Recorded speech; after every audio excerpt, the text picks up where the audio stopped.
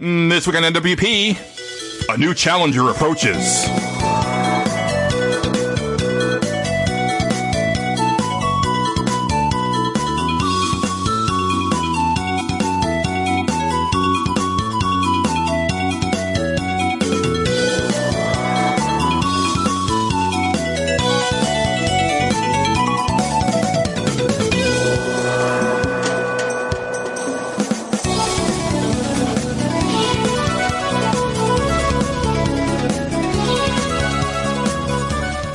And welcome to Nerds Without Pants, episode 150. I am Julian. I'm joined as always by Patrick. We caught them all. We did. Wait, no, isn't there another one? Don't we have to send away to get Mew? Don't we have to, or Game Shark it or something? It's like Game Genie, man, or Game Shark. Yeah. Game Shark. It doesn't count. Okay. Or Missing No Man, I mean the glitch one. That counts. Yeah, and someone spoiled the surprise just now because, so here's the thing, right? I've been I'll admit it, I've been a little lax on being up on the show, what with the move and being sick and recovering from that. I haven't been doing all the things that I've meant to do. I've really slipped on, social media for the show. I've slipped on, trying to book guests for the show. And all of a sudden I was like, oh shit, anniversary episode coming up, 150, we need a special guest. And so I looked for special guests, and none of them were available, so we just got Justin. Yeah, it's just me. Yeah. I mean, sorry, I'm not. Forever. I'm both A, not a very good surprise, and B, I ruined the surprise by Patrick talking about Mew because I can't resist telling people things, I guess. Yes. Which is why, surprising nobody, Justin is now the official third chair of the show. So, Everybody applaud. Forever. Hey. I really am truly honored by this, and I will continue to work as hard as I possibly can to be better and make this show very good, and I will never stop feeling like I have not earned it, and I will always try to earn it more. None of what I'm saying is making sense, but that's my speech. Awesome. Oh, no, you're goddamn right you're gonna work hard. You gotta earn those Angelo shoes. I will never fill those shoes, ever. But I will try to make my own pair of shoes out of paper mache. Okay. Yeah. Spoken like a true podcast gladiator who's left his other guest appearances in the dust. Yeah. Yeah, and so, I mean, but seriously, you came onto the scene strong as, one of our best commenters for, a really long time, and then after I heard you on your show, Clickbait Update, with your sister, I was like, oh, he's got a real good voice, too, so had you on that first time at the end of last year, and I was like, I was like, holy shit, this is magic, and I told Patrick, I was like, dude, I think he's the one, and Patrick was like, I'm not so sure. And then we had you on the second time, and then Patrick was like, no, yeah, he's the one. No, I was like, we can't break the barrier between fan and content, but it's breaking, man. It's broken. Hey, I didn't even try.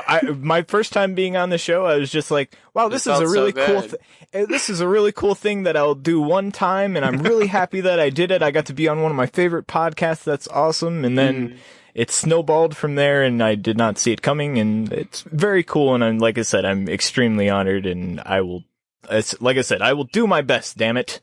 Excellent. We expect nothing less. So listeners, look forward to that. I personally am looking forward to whatever stage select things Justin comes up with, and then if we ever have to do another host version of Cage Match, I can't imagine what you're going to book. And all sorts of weird stuff that we come up with throughout the year. So that'll be fun. But before that, and there is something that we're gonna kind of chat with Justin a little bit before we get into the meat of the show. But even before that, it is finally time to select the second winner in the Great Game Giveaway. I deeply apologize for the fact that we're now almost a month late on this one. Which, I mean, it seems like these games are now ancient news. But inside the Mega Buster of Destiny are a bunch of names of people who entered via Twitter and Facebook and the secret code phrase. Aliases for me. For a chance to win either a digital code of Sekiro Shadows Die Twice or Devil May Cry 5. So without further ado, I am going to reach in to the Mega Buster of Destiny.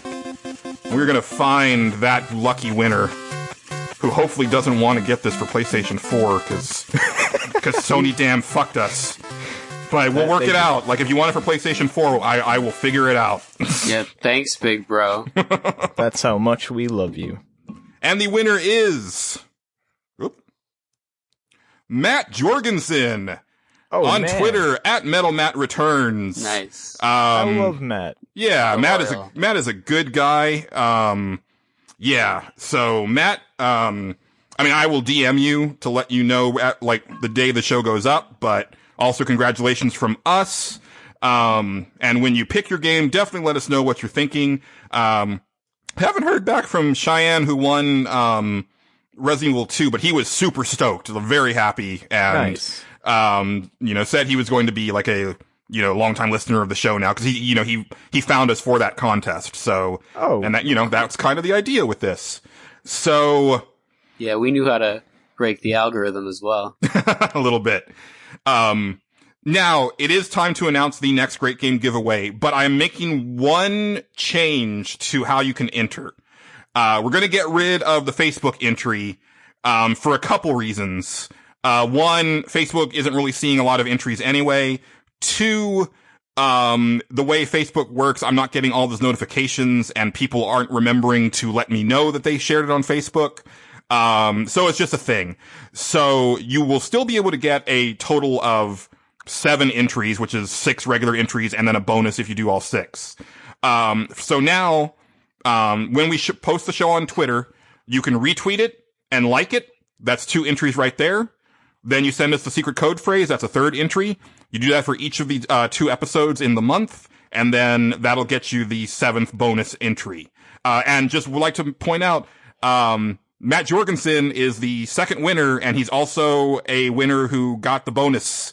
So it pays to do, the stuff and promote the show and get more entries. So keep that in mind. And for the next Great Game giveaway, you will have a choice of a digital code between Mortal Kombat 11 and Rage 2. We're going to try to make the contest a little more up to date so that, basically like the game will still be relatively new as the contest is ending. So look forward to the secret code phrase in this episode. And then don't forget to retweet and like the show posts, for more chances to win. So good luck to everybody.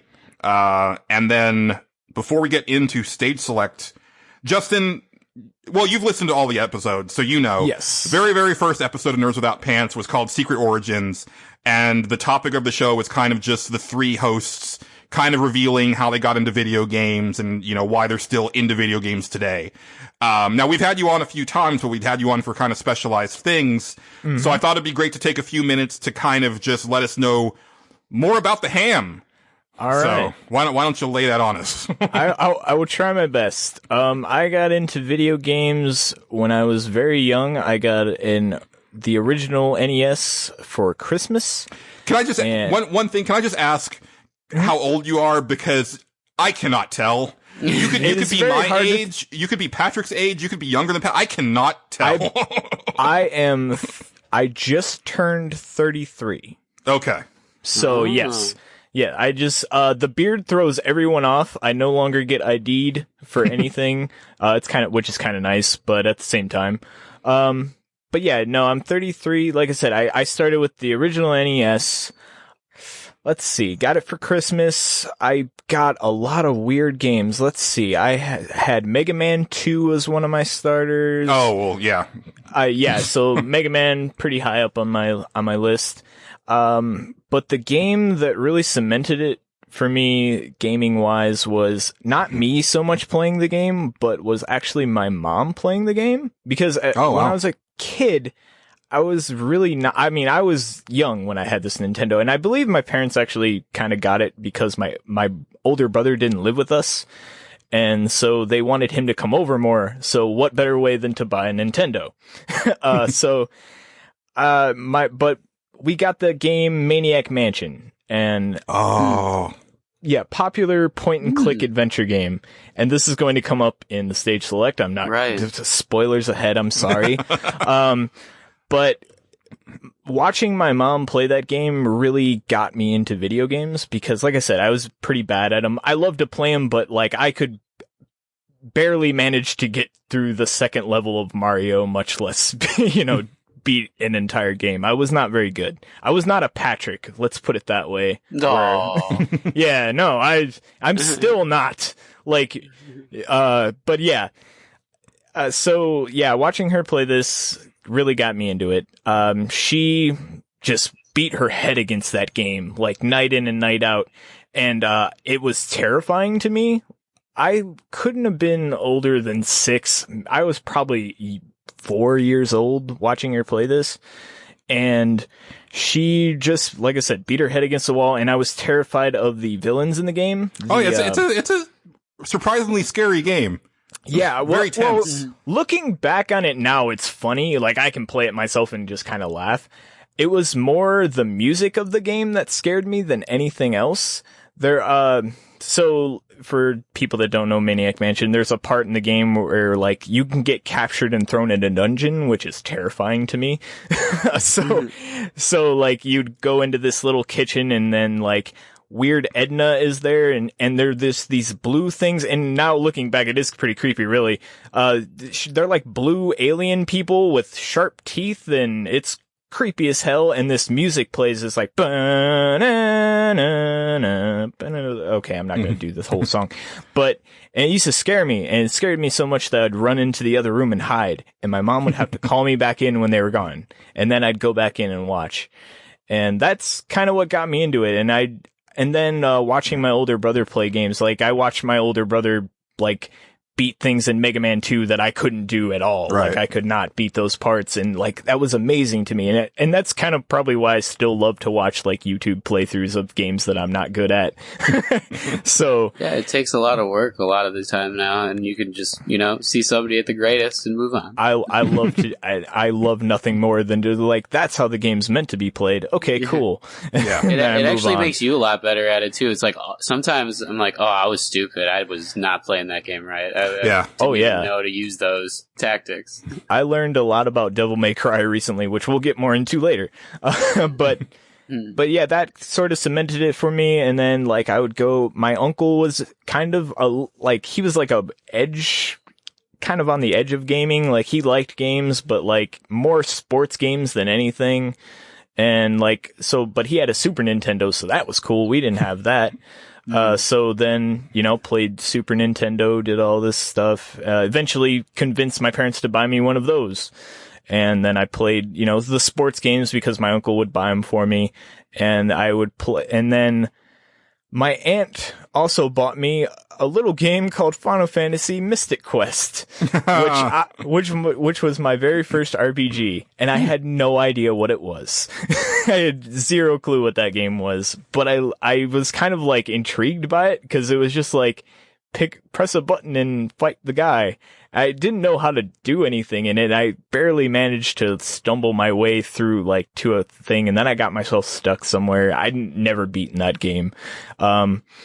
But that was my first RPG. And then like slowly, like I remember going over to everybody has one of these. And if you don't, I'm very sorry, but, everybody has a rich kid friend. Right. That just happens to have every game.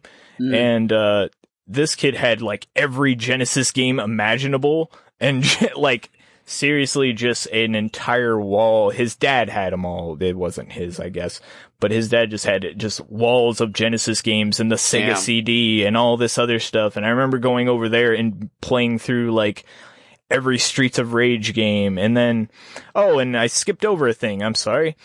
My obsession with Chun-Li. I gotta mention that. That started at the arcade, and I was probably about 6, maybe younger, but I'm pretty short. Not like, bugger. not like, not like terribly short. Like I'm average height, but shorter than most people. But when I was a kid, I was pretty short too. And I remember, going to the arcade at the mall because every mall had an arcade at that time. I don't think malls have arcades now, if you even have a mall anymore. Right. Yeah. Our town sure doesn't, but, that's besides the point. But I remember being really drawn to Street Fighter 2 at the time, and I went and I begged my dad to play it, and he put the quarters in, and I think he had to hold me up to the machine to be able to play it. And I want to say I picked Ryu because he was the cool karate man, and that was, whatever age I was, that was cool to me. I didn't know how to launch a fireball or do anything cool, but I was going to play as the karate man. And I beat the first guy because I'm pretty sure they just let you beat the first guy. Like, you can just press any button and you will beat the first guy. Yeah. And I don't remember who the first guy is. I know, but I definitely remember the second character, and that was Chun-Li. And Chun-Li did some cool shit, dude. She was bouncing off walls, and I was in love with her. And after that, I picked Chun-Li every single time. I didn't care if I knew how to play her. And then after I started picking her, I started getting further, and I remember beating Zangief. That was as far as I ever got. And then whoever was after that beat the shit out of me. But that was like the start of my Chun-Li obsession, was that moment right there. That's honestly far more pure than I was anticipating. I thought it was going to be like what I noticed, which is like on the Super Nintendo version, you would figure out when to pause the game while jumping and be like, oh. Yeah, that's nice. That little flap is just like going the other way now. Oh yeah.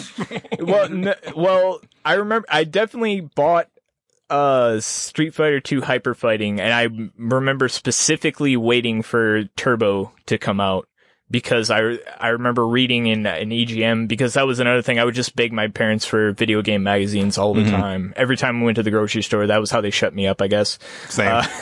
But I would just hang out in the aisle for 45 minutes. Yeah, I would sit there and read them all. I was mostly looking at the pictures while I was there, just see what was out. And then I'd pick the one that I liked the most, which was usually EGM. Yeah. And that's what I read and bought. And yeah, but I remember them having an article that this is the one you want to wait for. This is the better one.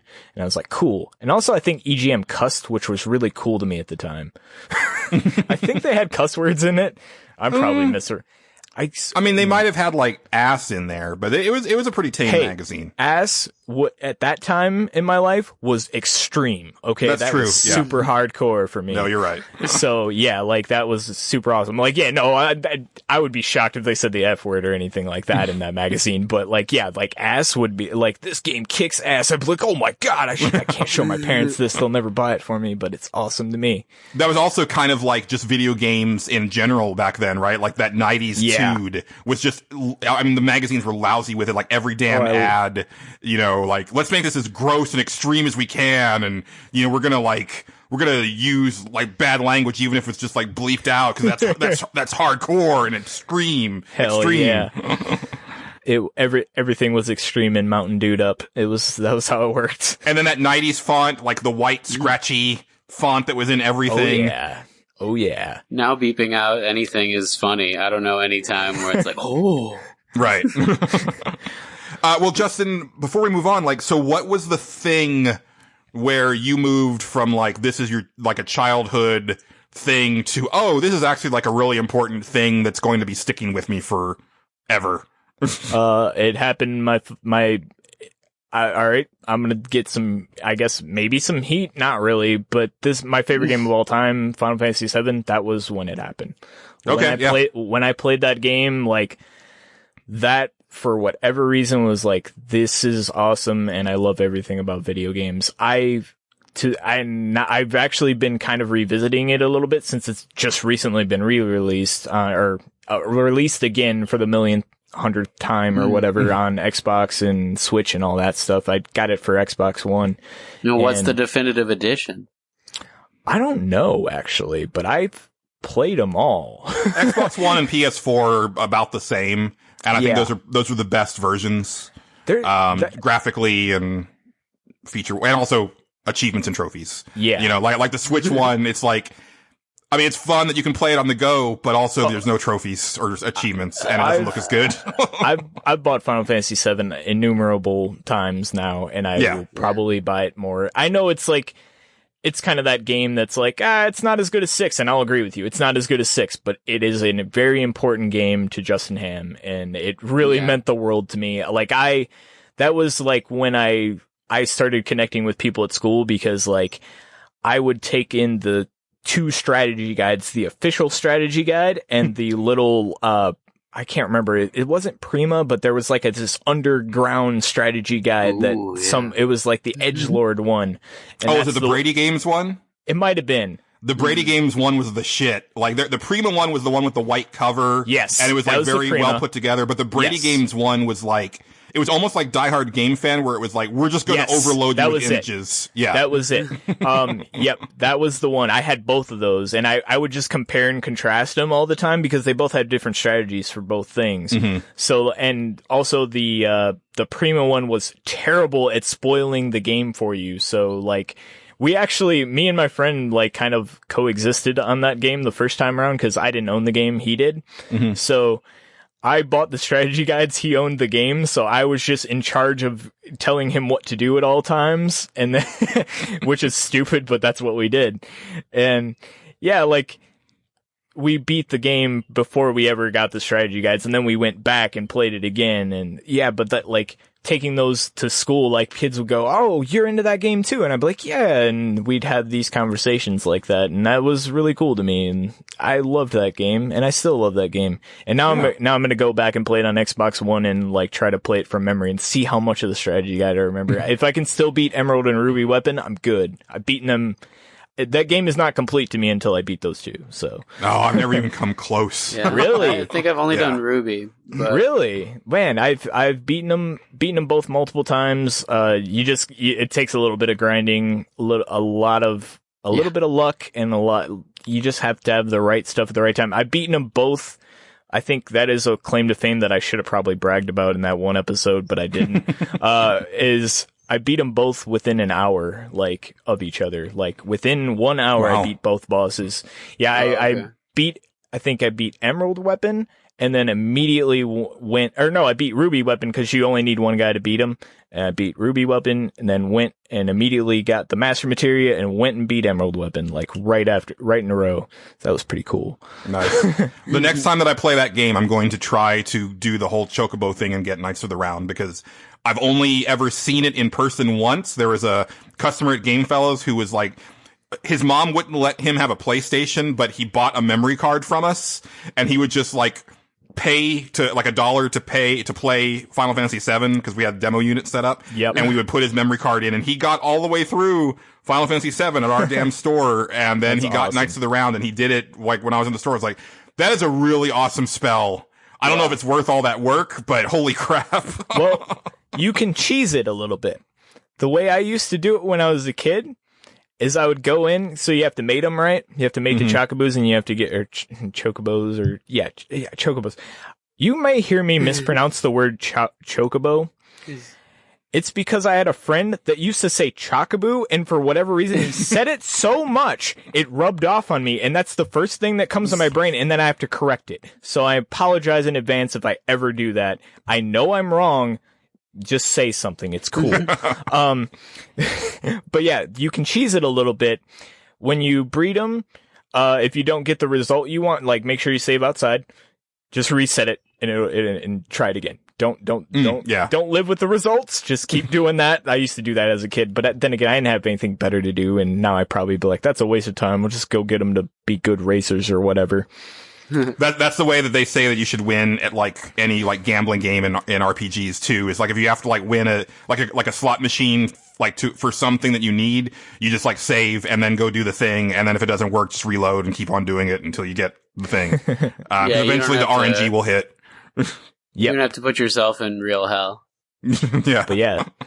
But yeah, that was the game. That was the moment. That was what cemented it for me. And then, like, from Final Fantasy VII, I got into all things RPGs, and from there, like, I just wanted to play all the games, and like, I would watch all this stuff and be like, oh, that sounds cool. And I went back and played Final Fantasy VI and did all this other stuff and would read up on all that stuff. And yeah, then I'm still like that. I just learn as much as I can about video games and am sometimes wrong, but hey, I try. Yeah. And I think that was one of the things that I was really impressed with was that, you know, you are definitely very plugged in. Like you and I listen to a lot of the same, like gaming podcasts and stuff and, you know, consume a lot of like information on stuff that's happening. So, not that this is ever like a real topical podcast, but it's still just really nice. I mean, cause you'll learn little tidbits and history and stuff like that. Like I'm still learning stuff that I didn't know all the time. So. Oh yeah. I learned stuff just listening to you all the time. You know, a lot of obscure stuff that I've never heard of. And I think that's great. And or sometimes the one thing I always like is like, I'll remember like the premise of a game and I can just give that to you. And usually you know the name of it, which is awesome. Like that always makes me happy. I'm like, oh. So I've talked about a lot on the show, but one of my favorite YouTube channels is PlayStation Access, which is the UK official PlayStation YouTube channel.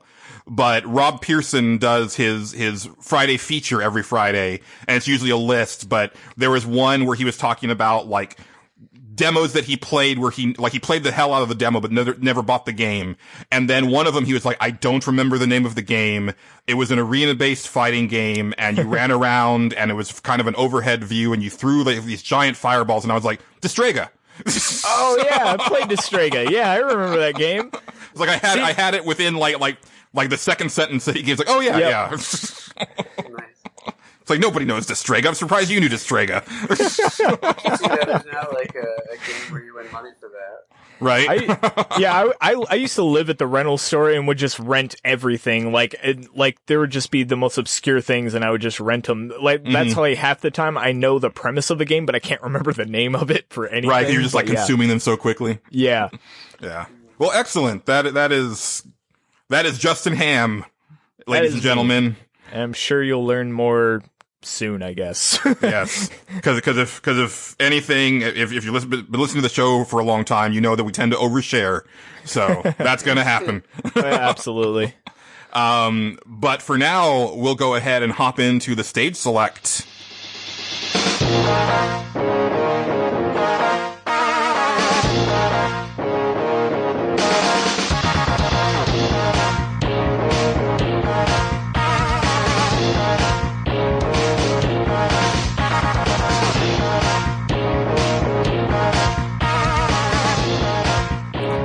And Patrick, this week is your stage select. I was going to say a simple premise, but it is not a simple premise. Just like what your premise is, it's deceptively difficult. It took me until today to figure out what I was going to say, and I'm still not sure what I'm going with. So let us know what we're doing for this stage select. And then we'll get into it is simple, just like a good solution would be, but it's just, what's your favorite podcast? No. It's, what's your favorite puzzle? Because we already know the answer to what's your favorite podcast, just Nerds Without Pants. Right. Makes sense. I mean, I'll accept if it's like your third or fourth or fifth, but you know, hopefully it's in that top five. Honorable mentions. Yeah. That's what we're all about here. I couldn't only narrow it down to 5 or 6 guys, so it's going to be a while. Yeah, so no, I'm pretty excited because I think a lot of the best puzzles are often the hardest ones, but I'm not sure if anybody's going to say like the really tough ones that were like a bitch to finish and like you needed like the Prima guide or you needed to be on the internet or something like that. But my favorite ones, well, I mean, I'm not going to say what it is yet, but it's like, you know, before there was internet and figuring out what to do before like you had any other way, you had to force yourself like through it and, call a hint line. Did you ever call a hint line back in the day? No. I sure did. I called a hint line for King's Quest 6 and 7 multiple times, much to my parents' chagrin. You're racking up those one, no, it wasn't 1-900, but you know, racking up those toll fees. Like, what the heck is this? It's like, I really needed to get past that puzzle. That's exactly why my parents watched the damn phone or all that stuff. Make sure I wasn't trying to do shit like that. My parents would give me like the wrong number when they saw it on the TV, or we both saw it on TV. I was like, what number was that? And they'd tell me something. I'm like, it's disconnected. I don't know. But yeah, so I don't know. I'm really excited because Julian, I have no idea what you're gonna say, and I'd like to start off with you because you've played so many puzzles, you've been in so many games, but like, what is the cream of the crop?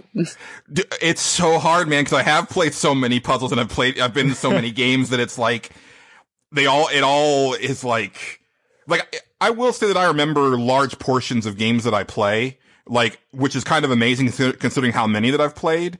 Like that stuff just tends to stick with me, but they tend to be like more overarching, like feelings or like I remember mechanics, not necessarily like individual puzzles and stuff like that. Cause I was trying to get like deep. I was trying to go back and like think of stuff, but a lot of the stuff that I ended up thinking of ended up being like box puzzles, Patrick, like, you know, and that stuff those aren't good puzzles. They're just like what we've come to, you know, we've become used to them in video games, especially like after like the advent of like polygons. Like that became a very easy go-to puzzle solution. Right. But then like what about when environments started to become puzzles? Like does that count as a puzzle or is that just part of the plot? So like what is your definition even of puzzle? Like what would you include in that if not just like, cuz boxes I guess are part of the setting, but like what about raising and lowering the water or something?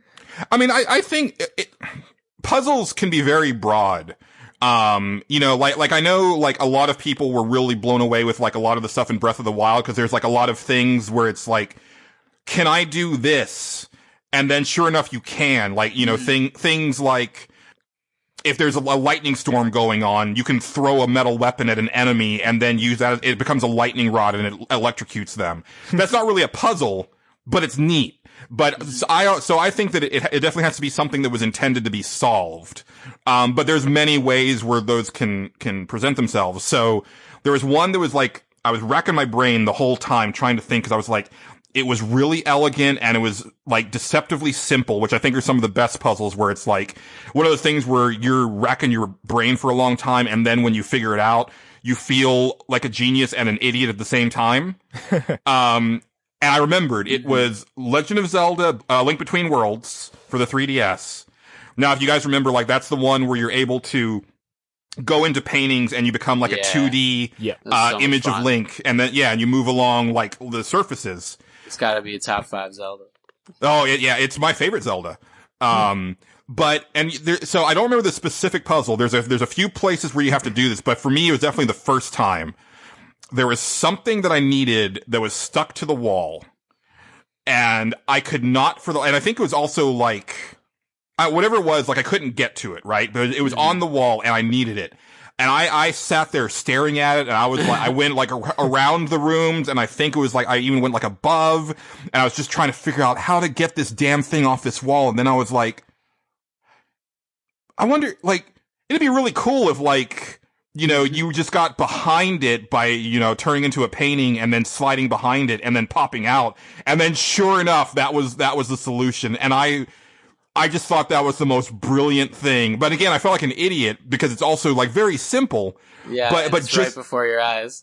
Yeah, exactly. And just the solution of that. And also a little bit of a spoiler, like the final boss, like that's one of the things that you have to do is actually like he goes into a painting or something like that. And you have to slide into the wall and then get behind him and pop him off. And I just, it was just like such a cool little thing.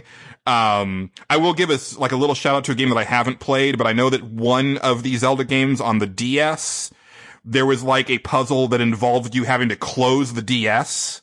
And cause like, I think it would like burn, like the top screen had like a thing and the bottom screen had like a piece of paper. And then if you close the DS and set it for a little bit, you would hear the da-da-da-da-da-da, and then you would open it up and the emblem had been emblazoned on the paper. Or something like that. And like, that's really nifty. Cool. I've never played it, but I've heard people talk about it. And I was like, yeah, that's cool. I mean, really, like, Patrick, I'll be surprised if you don't pick a Zelda because like Zelda, I think is one of the like high watermarks for puzzle solving in video games. Yeah, I think you'll understand. Well, I still haven't decided. It's one of the two. But I don't know. So Well, many puzzles. Should we circle around to Justin while you're sussing it out? I'm clearly not ready yet. All right. Well, Justin is too ready because he already kind of spoiled it. I did a little bit. Mine accidentally kind of ties into my origin story a little bit, and that's it's from Maniac Mansion. There's a certain puzzle that I remember was just game breaking for us at the time. Like I said, me watching my mom play this, and it's the rusty key in the chandelier. So what this was basically there's a key in a chandelier and you can't get it because it's up high and you are but a man. So you have to get the chandelier to you. And all there is in this room is I think there's just some chairs, but you can't do that. It's a point and click adventure. You can't move the chair like a normal person would to get the stupid key out of the chandelier. But what you have to do is you have to go find a blank cassette tape. All right. You have hold on. Cause there's a tape, there is a tape player in the room. There's a stereo system there in the room with the chandelier. And that's kind of okay, well, there's a tape player here, I guess, whatever we're supposed to do here. So what you have to do is you have to go get a blank tape. I don't remember where you find the blank tape. I think it's in the library or something weird like that. And you have to go and find the green tentacles room, and you have to get the record that sounds like a loud screeching because that's apparently what he plays in his off time, because the green tentacle is a very weird person thing guy. I don't know what that thing is. It's a tentacle. But you have to get that, and then you have to go and you have to record that noise onto the tape. And then you go and you play the tape, and then all the glass in the room shatters, and the chandelier falls, and you get the key. And that was something that my mother could not figure out for the life of her, how to do this. And we actually figured it out by watching an old TV show that was on the Family Channel, and I would kill for the name of this show because it'd probably be hilarious to see now, but I don't remember the name of it. Please tell me that it was actually the Maniac Mansion TV show on the Family Channel, because that was a total thing that existed. It was. That would make me so happy. It was on there. It wasn't on that though. They had their own video game hints show on there, I think. I could be wrong though, but I know that they played this hint, and of course they focused on Maniac Mansion because that was one of the shows that they had on. Right. So, but yeah, we learned that from that, and I remember I was watching it and Maniac Mansion came up and I went, Mom, you gotta come see this. And I called her over and she was like, oh, that's exactly what I needed. And I was like, okay. And that's from there, I want to say, I don't know if it was that night or not, but that was when everything broke open and she actually finally beat the game, and she called the Astro Police or the Space Police. I don't remember. the Meteor Police. That's what they were. You had to call the Meteor Police on the guy. It was a whole thing. That game is weird, but that puzzle is very sentimental to me. It is my favorite thing of all time. And I would like to give a quick shout out to the Umbrella Corporation for making all their weird fucking room puzzles. I don't know what the hell. Who designs the houses and buildings for the Umbrella Corporation? They're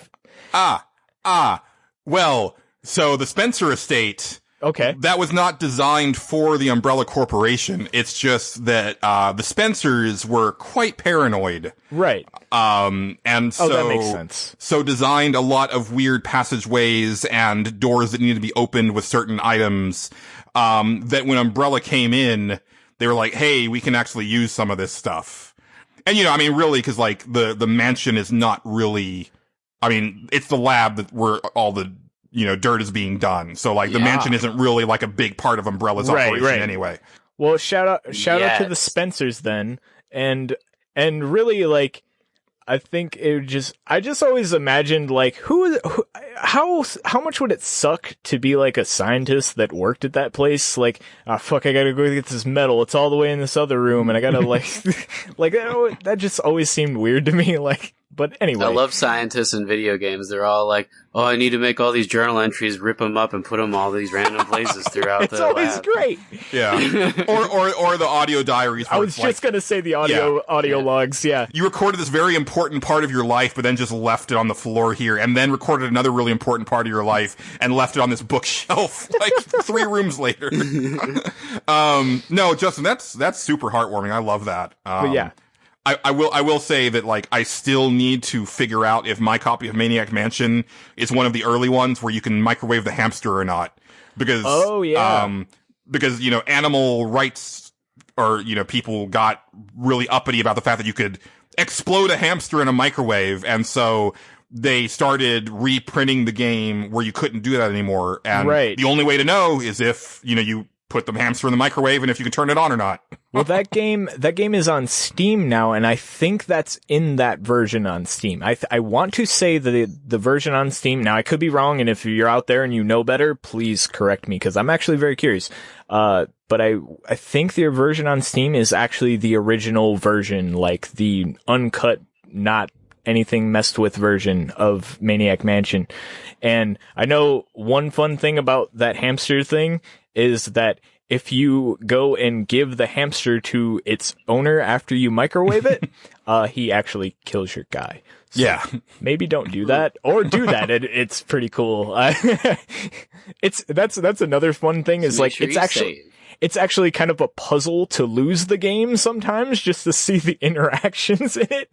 Like, I totally ended up accidentally drowning 2 of the kids in the pool. I was just gonna say, yeah, drowning the kids in the pool, yeah. Yep. Oh, that game's fantastic. It is good. Yeah. Well, Patrick, it is go time now. It is.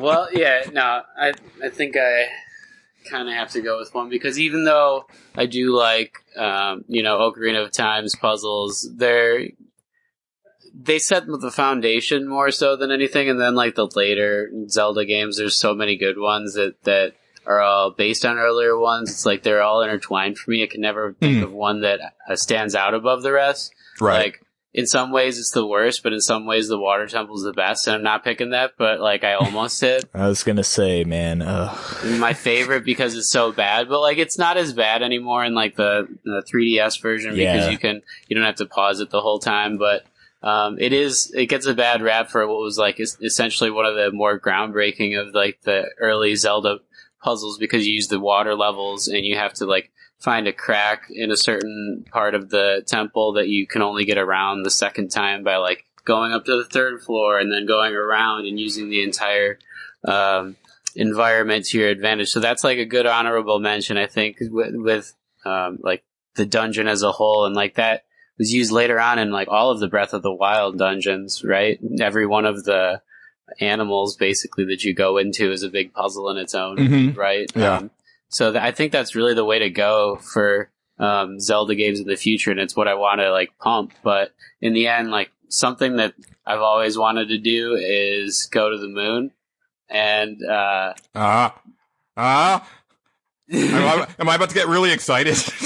I mean, I hope so, because I'm a really big science guy. I've been like listening to a lot of Michio Kaku this year, and like a lot of different quantum physics books I've been reading in the past 5 to 10 years and stuff have led me to, you know, want to take that space elevator with Elon Musk to, you know, either the moon or the next star when we become that kind of a civilization or something like that. And it's like interesting to think about. So like the ending of Portal 2, I'm not really yeah, I'm not sure like what to call this puzzle, but when you can literally shoot the moon, it's my favorite thing of all time. And I didn't have to, you know, look up anything, but you're just like, it like GLaDOS wants you to look up and like into space, and you're just like, what? Wait, yeah?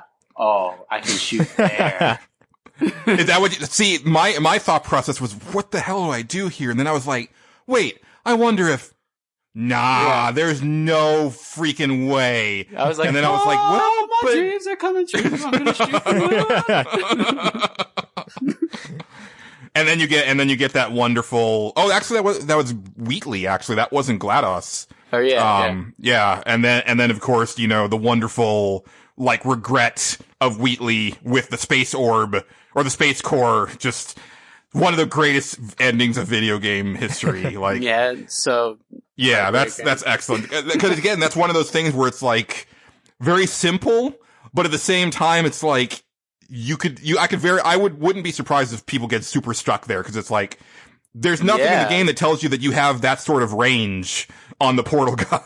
Yeah, everything's so close for the entirety of the rest of the game. Right. There's so many other good parts to it, and you could have picked so many of the rooms in the first one. Even like I saw in the video that I posted earlier today on, well, I guess whenever you're listening to it, it was a long time ago, probably at this point, but one of the harder ones ever is like room 18 in the first one. But those things, and like in the second one, when you're on like the ship and you find all these connections that are kind of puzzles in their own right, like as far as the plot like happening on the walls, or integrating with like aperture sciences and things like that. Like it kind of is like, as far as the rabbit hole goes, Portal 2 will take you, and then you get to jump through that rabbit hole with a portal. Yeah. No, that's an excellent one. Yeah, it is. I'd honestly forgotten about it. Somehow I forgot about Portal in general. Like, which I don't know how that happened, but I haven't seen anybody say that's like one of their favorite puzzles or one of the best ever, but I think it's one of the most satisfying. Definitely, yeah. So that's why it's my favorite. It doesn't have to be the hardest one that was like so difficult. I can't believe I ever solved. Oh, totally. Because I think for me that would probably be one of the levels where you're using the gels for like the acceleration gels and stuff like that. Those were tougher by far, but this not is as more cool. Like a Zelda boss where you're like, this is the cherry on top after I've gotten through the whole dungeon or something like that. Exactly.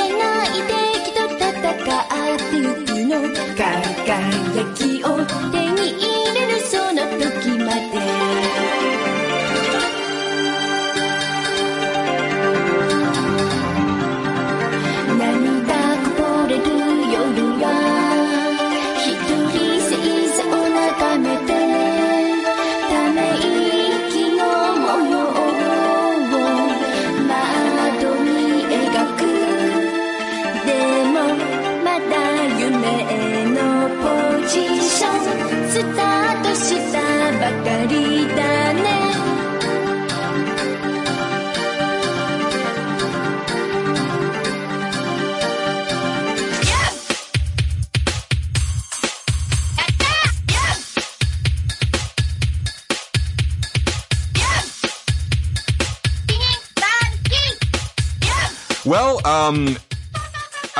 puzzles are hard, and I think the listeners found this topic very hard, because we didn't get a ton of stuff from the listeners, but we did get a little bit. So we'll go over to pixelbit.com first.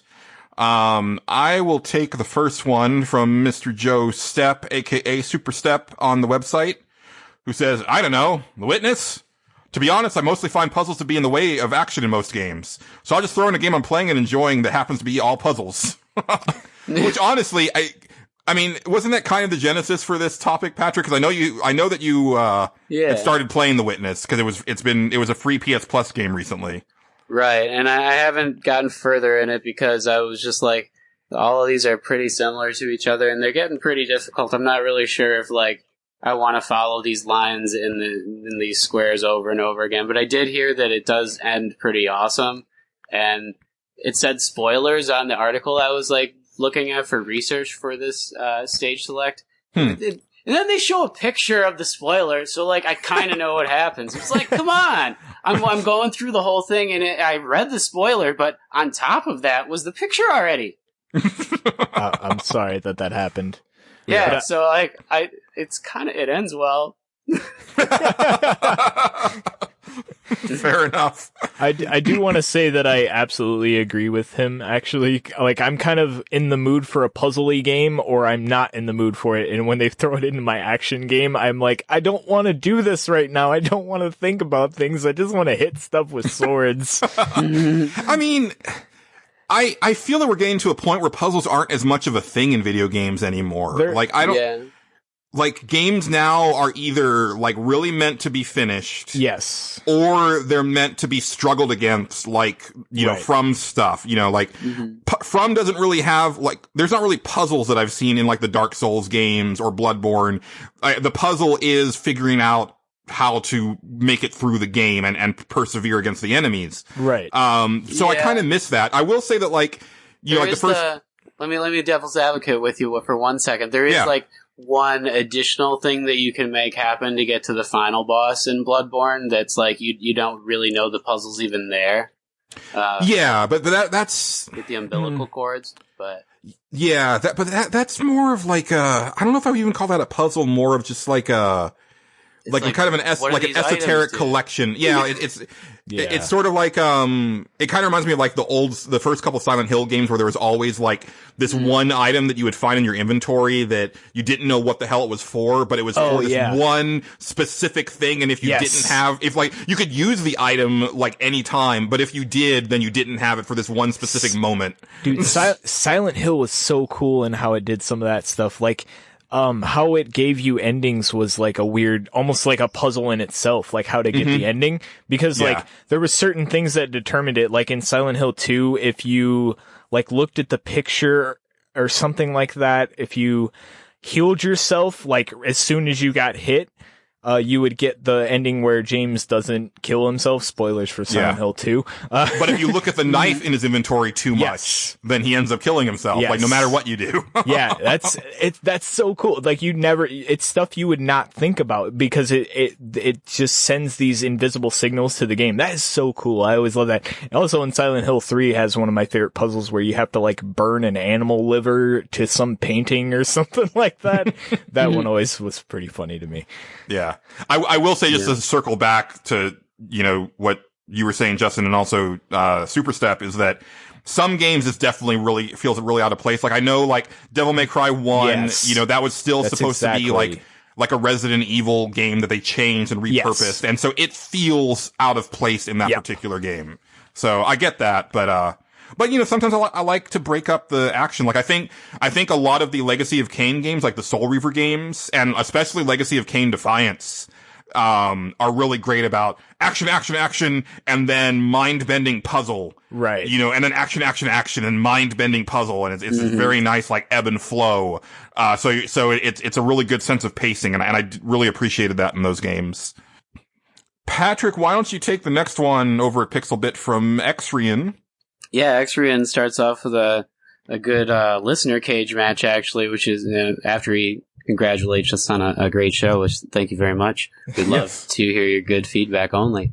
Only the best feedback. Yes, only the greatest feedback for us. But yeah, he says he wants to see Final Fantasy VI versus Chrono Trigger, and that'd be pretty awesome. And another thing I'm not really sure what to do with, but...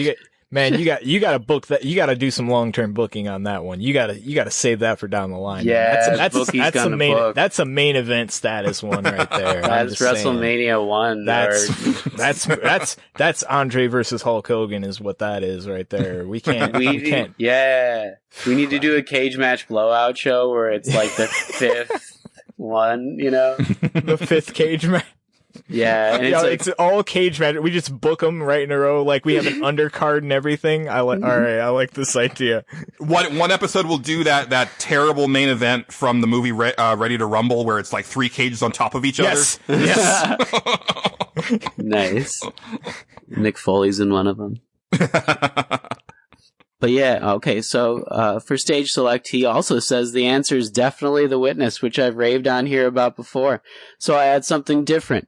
Not sure if it counts, but there's a shark Easter egg in Battlefield 1 that was pretty interesting. You had to do a series of things to get the shark to appear. It was a well-kept secret for a while. And yeah, I do know this. I like in Battlefield 1, the Megalodon. It was pretty awesome when people figured it out and they were like, it's right there. And I'm like, yeah, I think that definitely counts. It's like a puzzle that doesn't have any value, I guess, except for the awesomeness of itself in, like, you know, the destructible environment. And that's what Battlefield's known for. So, like, having that moment, I'm sure you remember exactly the first time you saw it happen and who you were playing with, right? And plus, it's Megalodon. Fucking huge shark. It's real. This comment brought to you by Statham Sightings. Did you like that one, tough guy? How freaking awesome was that, huh?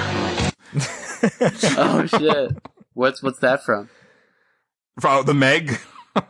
Oh, I haven't seen that yet. I didn't know he's in it. I'm gonna have to watch that now. You didn't know that Jason Statham, star of The Meg, was in The Meg. I don't know The Meg. Oh no, you didn't. Oh, I was gonna say I've honestly never heard of that movie, but I believe what? you.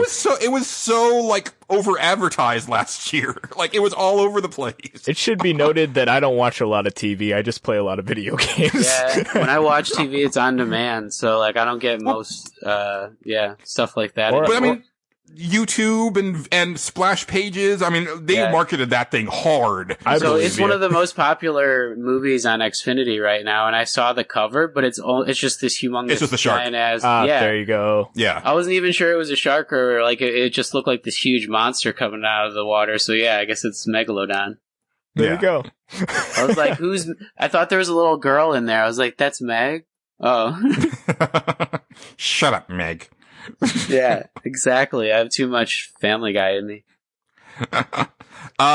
Justin, why don't you take Transmet 2033?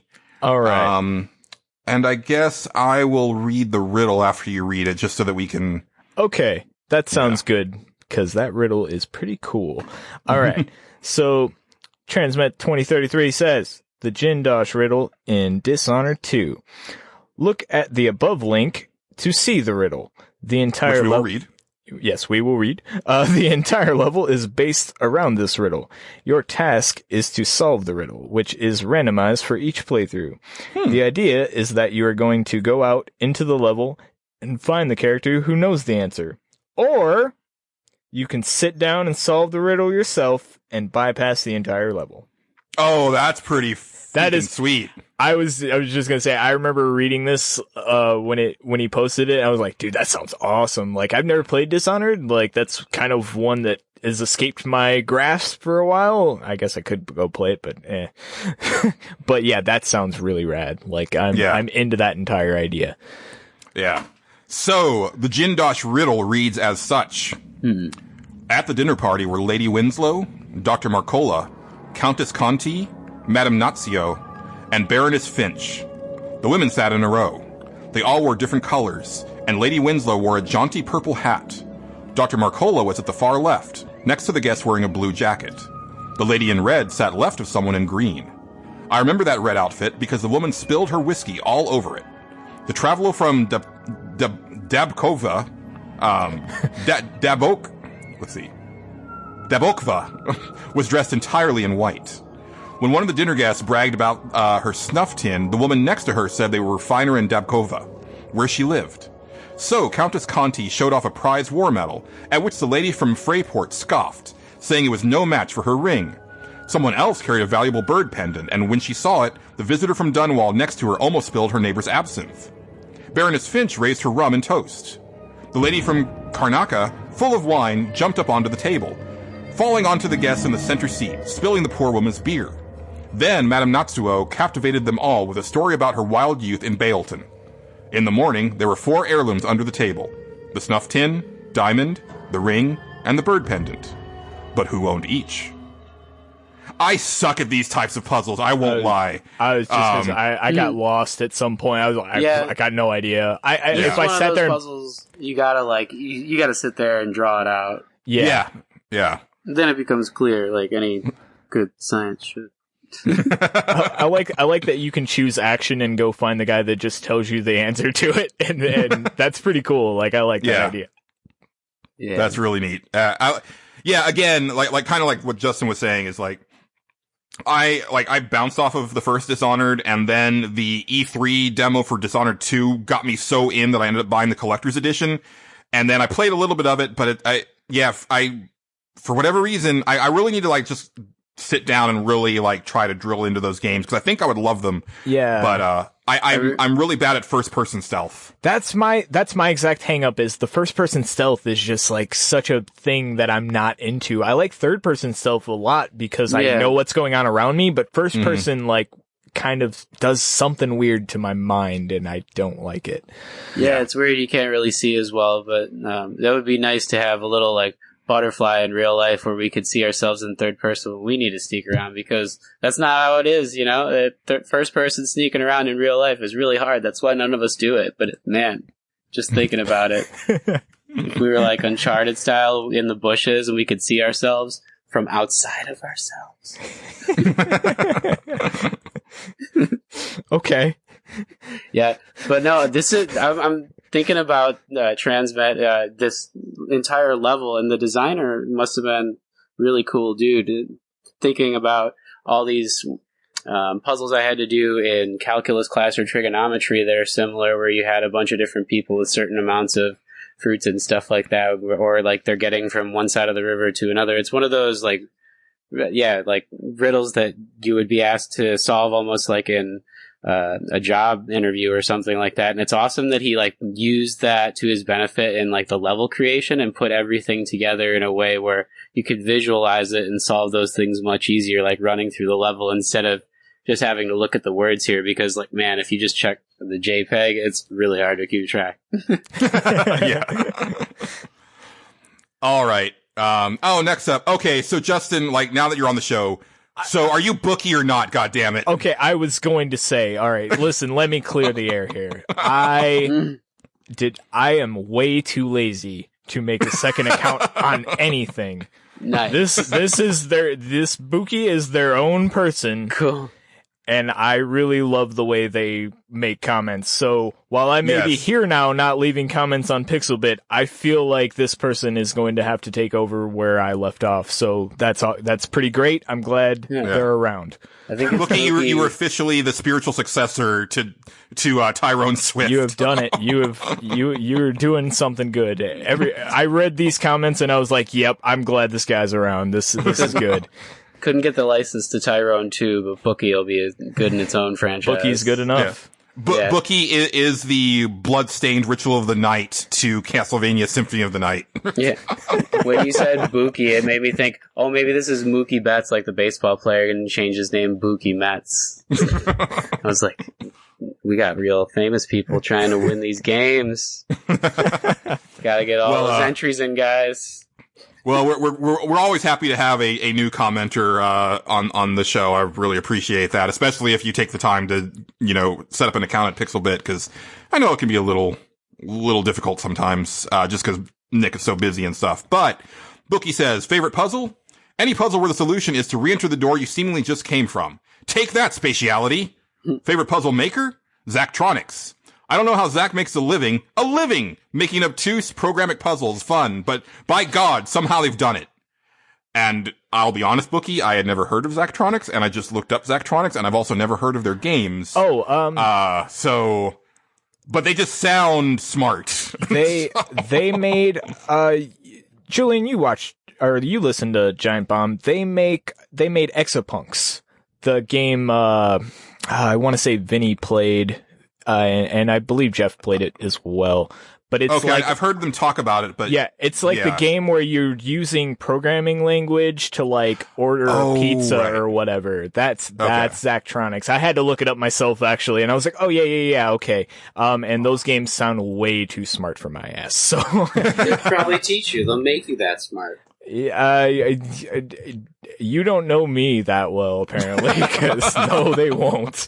I will sit there for 5 minutes and go, nope, this is over my head. I think I'm going to quit.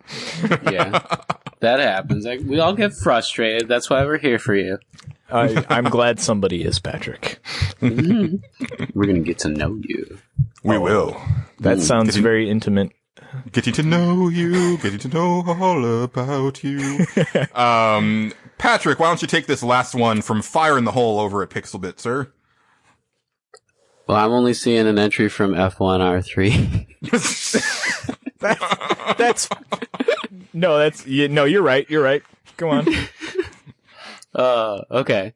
So, just a disclaimer here, Fire in the Hole hates puzzle games and puzzles in general when it comes to video games. Glad to see the good reception here, guys. Nobody likes puzzles. Yeah. We don't play games to figure shit out. We play games to kill. Again, sometimes you just want to sit with a sword, Patrick. What do you want? Yeah. Yep. It's either that or it's going to happen in real life. Okay, so Fire in the Hole says, my answer will be Portal, whole game. I played it because of the hype, and I tolerated enough to make it through it. My thoughts? It was okay. One day I'll play the sequel. Okay. You should definitely play the sequel, Fire in the Hole. If anything, just for the lemons. I don't want your damn lemons! What am I supposed to do with these? Yeah. And I totally say that just so that I can put that drop in, because I've had that drop saved since the first time that I put it in, just because I knew that it would come up one day, and my time has come. Yeah. When life gives you lemons. That's right. Paint that shit gold. Atmosphere reference. Ooh, rap. Rap game on fire. Atmosphere is a rapper, yes. He is an MC. Real good one. All right. We've just got 2 over on Twitter. So, just a couple over at Twitter. We'll start off with, great game giveaway winner, Matt Jorgensen. He's on Twitter at MetalMattReturns. He says, it's rare for me to pay attention to the puzzles in games, because typically I'm neck dip in JRPGs, and solving those puzzles usually means smacking a fool until it's dead. I can't pick a particular puzzle for a Garoga, because the puzzles blend together so well. I can't pick a particular puzzle for a Gorogoa, because the puzzles blend together so well. But it's a short game, so that, I guess? I've heard about Gorogoa. Yeah, this Why game does that sound familiar? This game sounds really cool. I know exactly what he's talking about. So it's the one where everything's kind of like in a painting, and you have to move certain parts of the painting or something like that to... Oh, yes, I did see this game. It was from last year. It was on, I believe Giant Bomb, nominated it for, best style or something like that. And it sounds really cool. I really need to check this one out, actually. This sounds like something I would get into, so. Yeah. I feel like the listeners are probably getting some pretty good game, suggestions in this section. Absolutely. Which is always fun. So, Patrick, why don't you take the very last one, but certainly not least on Twitter, from Jeff S. on Twitter at Jestoff. All right, so Jestoff says, the best puzzle I can remember is the Shadow Temple from Ocarina of Time. Are temples puzzles? Absolutely. Oh, you would love the discussion we just had, Jeff. The Shadow Temple is my all-time favorite. The creepy atmosphere, stinging musical track, and bizarre lore just compounded into my favorite part of the game. Not to mention the enemies, the blood-splattered corpse-like Dead Hand, the shrieking Redeads, and Bongo Bongo, despite the stupid name, scared me so much as a kid, but intrigued me as an adult. I mean, damn Nintendo, what the hell? I'm honestly surprised that was the only Zelda entry from the listeners. I expected a lot of Zelda entries, yes. Yeah. Yeah. Excellent. That is, almost it. Big money! Big prizes! I love it! Wait, did you hear that? Oh. Oh, I believe that announcer means it's time for the secret code phrase for the Great Game Giveaway for episode 150. The secret code phrase for this episode is Toasty! I do expect an exclamation mark with your messages, but be sure to just DM us the secret code phrase Toasty for your chance to win either a copy of Mortal Kombat 11 or Rage 2. And obviously, Toasty is a very famous catchphrase from the Mortal Kombat series. Mm-hmm. If you didn't know, and if you didn't know that, then you're probably not going to ask for Mortal Kombat 11 as your choice if you win. It's your prerogative. Yes. It's the wrong one, but it's... Ooh, I would definitely go with Rage 2, but... I mean, I'm going to play probably Mortal Kombat, and I'm probably going to have the same complaints I have about all the Mortal Kombats, and that's that the animation is bad and it plays like crap. But I'll probably still play it. Yeah. But I just saw today that Shao Kahn has a fatality where he knocks you down with his hammer and then hits, so you're prone, and then he hits your head with the hammer like a golf club, and then sends your head flying through your body and out your ass, and that is pretty amazing. So that might have actually sold me on the game. That sounds pretty rad, yeah. I do like the teasers where all the developers are talking about their favorite animations for the fatalities, and the one that they showed off at the end of one of the recent teasers was the Johnny Cage one where he treats like his enemy like a puppet, and he takes his spine out and puts his hand up, and it's hilarious that he uses them for his own celebrity. Yeah. Yeah, it's so cool. yeah, so definitely get those secret code phrases to us. Obviously, the deadline for this isn't until the ending of the contest, which will be in 2 episodes. Good luck! You'll need it! But before that, it is my turn for the next stage select. Justin, we'll get you to select your first stage select pick, or topic on the next episode, but... That's good, I still need time. Yes. He's still coming to grips with the fact that he's on the show now. He's like, holy shit, this is happening. It is a lot to take in. Guys, we like role-playing games, right? We all like role-playing games. Role-playing. That too. We all like Final Fantasy. Yep. So we're going to do something a little different and a lot of fun next episode. The 3 of us are going to invent Final Fantasy 16. Okay. Because, well, there's a lot of reasons for this, but one is the fact that there are now, like, a lot of rumors circulating that Final Fantasy 16 is in development, and thankfully, the lead director is supposed to be the guy who, turned around Final Fantasy 14, who definitely understands what Final Fantasy is about. Nomura? So that makes me... No, not Nomura. I know.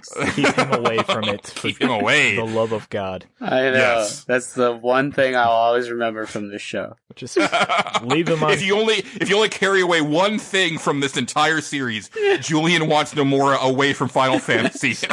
leave him on Kingdom Hearts and just let him rot there. That's fine. So this is what we're going to do. This isn't going to be like a list thing or anything like that. I'm going to divvy up duties for producing this game. So, Justin? Yeah. You are in charge of battle system and general mechanics. Okay. All right. Patrick? You're in charge of story and setting. It's gonna get crazy. It will get crazy. I'm gonna take care of character and, what was my other thing? It was, character and art style. So, between the 3 of us, and then we may have a special guest. I'm not sure. If we do, I will definitely have extra things for them to handle. But if not, this will still give us a very good, like, outline for a new Final Fantasy. Guys. And then listeners, just kind of give us your general overview of what you would want if you were making Final Fantasy 16. You don't have to break it down like we're doing it. Just It'd be kind awesome of a general if you came thing. up with like an enemy or something like that. That would be really cool. Yeah. Maybe if you guys want to add, like a must-have thing into our game, you can definitely do that. But also let us know what you would want to do if you were making it yourself. Yeah, and guys, I don't want to get your hopes up too much, but I just downloaded Unity. It's free video game engine if you don't make $100,000 a year, and they can't prove I do. All right. I can prove that you don't. No, you can't. It runs away. All right, so we are going to want all of those stage select entries by 8:30 Central Time on Wednesday, May the 1st, because please remember that we are recording on Wednesdays now. So give us those great ideas. But for now, we will leave this section and jump into Consumption Junction.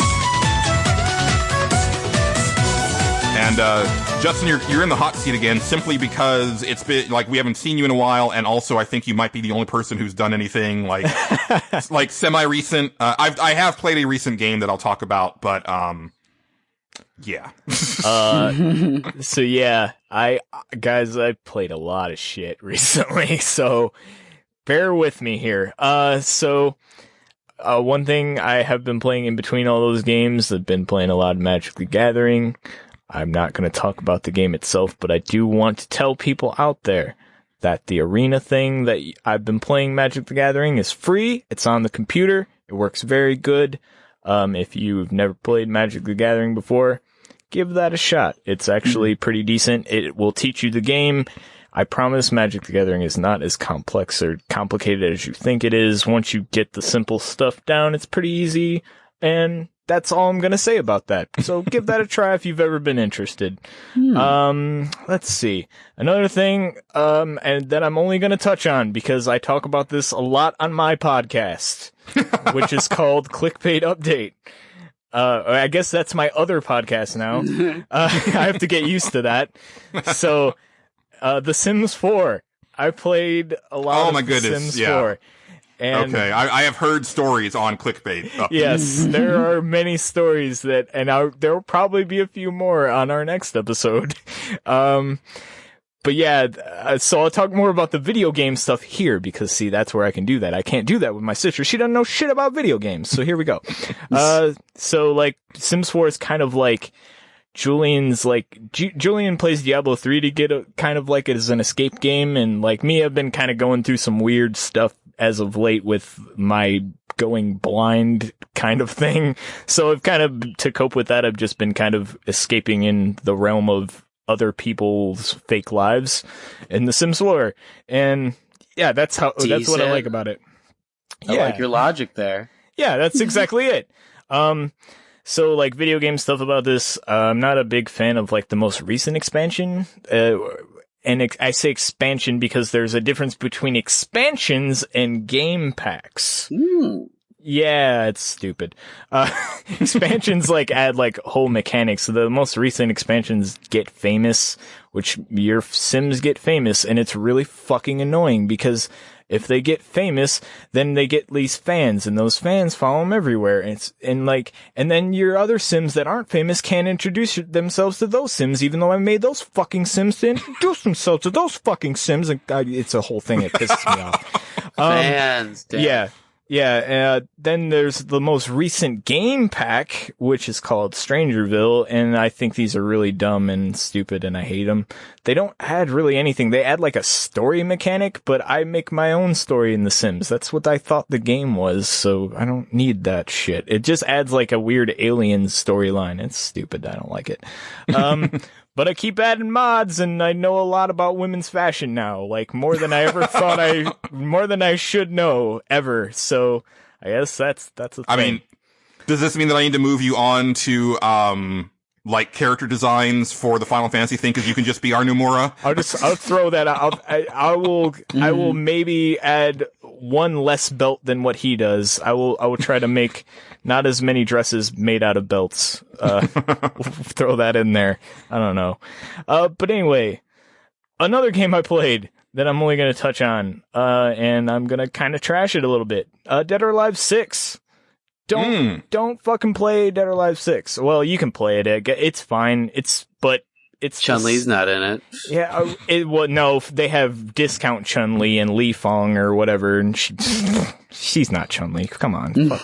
Come on. But how sexy is Christy this time? That's really all I care about. Christy she ain't bad. She ain't bad. All right. I give you that one. I'm more of an Ayane guy in that game, but but yeah, no, it's bad. It plays like Dead or Alive has not evolved since Dead or Alive 3, at least in my opinion. Like, it's the same game. Like, it's counter system and punches and kicks and different combinations of those things. It's very button mashy. Which is fun. It's fun and stupid. It looks pretty. Like, dirt mechanics are a thing. Like, if you want to see girls get dirty, I guess this is a weird, creepy way to do it. Yeah. I mean, do you. But I think that's most of the fan base. Yeah, it is. It seems like it's missing a lot of stuff that you would expect in a fighting game today, in sense, like, there's not really, like, like progression or like costumes that you're unlocking or right? Like that's exactly what I want to get into. So there's this thing in the game called I believe it's mission mode or Dead or Alive. It's some sort of mission thing where you have to go in and you do like little stipulations to stuff. And like, okay, you have to do this combo or this type of move to end a fight and so on and so forth. There's one, they added kind of like these super moves to the game, like kind of like Tekken, you know, like how or even Soul Calibur, the newest one where like you press a button, it does like a big power attack or whatever. They added that sort of thing to it. So sometimes like you have to end the match with that. So you have to carefully count out like how much health that's going to take and finish the fight with this. But the computer fucking knows when you're going to do it. So they counter it immediately. Like as soon as you press the button, they just count. It's like the cheapest shit I've ever encountered. Also, beating these doesn't fucking mean anything. It doesn't tell you. So this is how you unlock the costumes. There aren't very many of them, and there's like maybe 3 for each character, and the rest is just different color combinations of them, which is shitty. So, and that's a, you know, as stupid as that sounds, that's a big draw to DOA is the costumes. Like that's their selling point. I mean, their fucking DLC is $93. Their fucking season which is pass. Insane. That is the most exploitative thing. What do you get? Bikinis? You get 2 characters and like 40-something costumes, I guess. I don't even remember, but still, like, the fact that that's their plan, and that's what they did, like, with the last game. That's what they did with Dead or Alive 5. Like, they don't fucking get it, and apparently people are still paying these fucking prices, and they shouldn't. Because it's to be fair, I bet that if you added up the individual costume prices on Street Fighter 4, it probably comes up to about that same price because those prices are ridiculous. It's quite possible. The one, like, I think it was 99 cents a costume. It was broken down to be $15 per character and then $1 per costume. If you think of it that way, that sounds better. But like, yeah. But I mean, Street Fighters are like $5-10 a piece when they first come out. You got to wait a couple of years before there's a sale. It's just, or sometimes they go away too. You never know. I mean, all I do is buy the Chun-Li ones and I'm happy, so it's fine. I've never bought one. Yeah, probably don't. It's fine. But man, but that Akuma gi, well, it was actually a Dan gi for Blanca on Street Fighter 4 is pretty awesome. I mean, he's my main on Street Fighter 4, so that was that's the one why. you got. There you go. Yeah. Is that the only one you've ever gotten, Julian? Oh no, I bought a handful. Yeah. More than I would probably like to admit because they are like stupid expensive, like $3 a pop. Yeah, I'm the same way. Like I have obviously all the Chun-Li ones because of course I do. And then like every now and then I'll get into like some character and I'll be like, oh, that looks really cool. I want to look like that. And then I buy that one. But anyway, like the way this is set up, like you have to do the mission mode thing to unlock the costumes that are in the game, right? So they don't tell you which one you're doing, and you only get like a third of the way if you beat one of these missions. So, and like you have to beat all the stipulations. So if you miss one in the fight, you're fucked. You got to do it all over again. And man, it sucks. It just sucks so bad. Like you're just replaying the same fight to not even know what you're unlocking is so bad. Like that pissed me off immensely. And then, the storyline is fucking gibberish, basically, which is kind of fun. I always kind of like respect how stupid those storylines are, but at the same time, this time they really fucking went too far because they focused it on the absolute worst character I think I've ever come across in any game fucking ever. And that's Hanoka, who is the big boobed pink haired girl. If you've ever seen her, she's fucking terrible. She is the worst. Her entire thing is she can learn moves from other people. And like, she's like, okay, for as many strides as we've made in for women in video games, she basically erased all of it. She's that fucking bad. Like, she's like the airhead stupid girl that doesn't know what she's doing. Oh, it's so fun. No, it's not. It's fucking terrible. And you should be fucking ashamed of yourselves, Tecmo, for that. Oh man, it pissed me off. Yeah, but that's that game. Yeah. Fuck you, Koei Tecmo. You bastards. Can't even make a good Dynasty Warriors anymore. I mean, not that those were ever any good, but anyway, the other game I played. So, I can't recommend Dead or Alive 6. Don't play that one. The other game I played, I'm going to recommend because this game's awesome. Hypnospace Outlaw. Have you guys heard of this? Wait, what? What's it called? Hypnospace Outlaw. No, I've never heard of this game. Dude, this game is awesome. So this is a Steam game. My only criticism of this is I wish it was just a little bit longer. It's like 4 or 5 hours, probably a little bit longer because I kind of cheesed a few puzzles and looked them up. But the entire game is like you're on this alternate universe GeoCities, and you're basically scrolling through this weird internet and going through people's pages, and the entire thing is you're an enforcer of the rules of those pages. So, like, you have to find, like, violations and all this stuff, and the fun of the game comes in of just reading through all these different individual web pages. They almost kind of look like MySpace pages. It's really cool. Like, and you're just searching through things. Like, you're reading through a page, you'll see a little, like, keyword, and you'll be like, oh, that's probably what I'm looking for here. They kind of give you a hint as to what violation you're looking for, and you go, okay, all right. And, like, you just go down these cool internet rabbit holes, and good God, I love going down internet rabbit holes. So this is basically a game built around that. Like, there's one, like, and you have your own, like, desktop, like, so it's like this very 90s based desktop. You can get a little, like, pet for it. You can download, like, it has its own music player. You can find music files on the internet and download them and play them on your music player and all this stuff. Like, you start learning about the people that are on the pages, like, you learn that, like, slowly over the course of time, I started to realize that these two pages that were, like, seemingly making fun of each other were actually the same person. But the game never comes out and tells you that, and it never really confirms it, so maybe they weren't, and I'm just crazy, but I'm pretty sure they were the same guy. I mean, it just was pretty obvious. But they did it for the lulz. Oh, dude, and this game's cool. Like, there's a point where you get a virus and you have to, like, you have to get rid of the virus really fast, and then the guy's like, we gotta find where that was coming from. It infected a bunch of pages, so you gotta hunt down this image. And then, like, I found the greatest thing ever, which is called the Chowder Man. And the Chowder Man is he's basically Kid Rock. And what? He's not, it's like a discount version of Kid Rock, but you hear the song, you're like, that's Kid Rock. Yeah, I get it. And then later on in the game, the Kid Rock character evolves. Oh, it's so good. This game is great. I can't spoil anymore.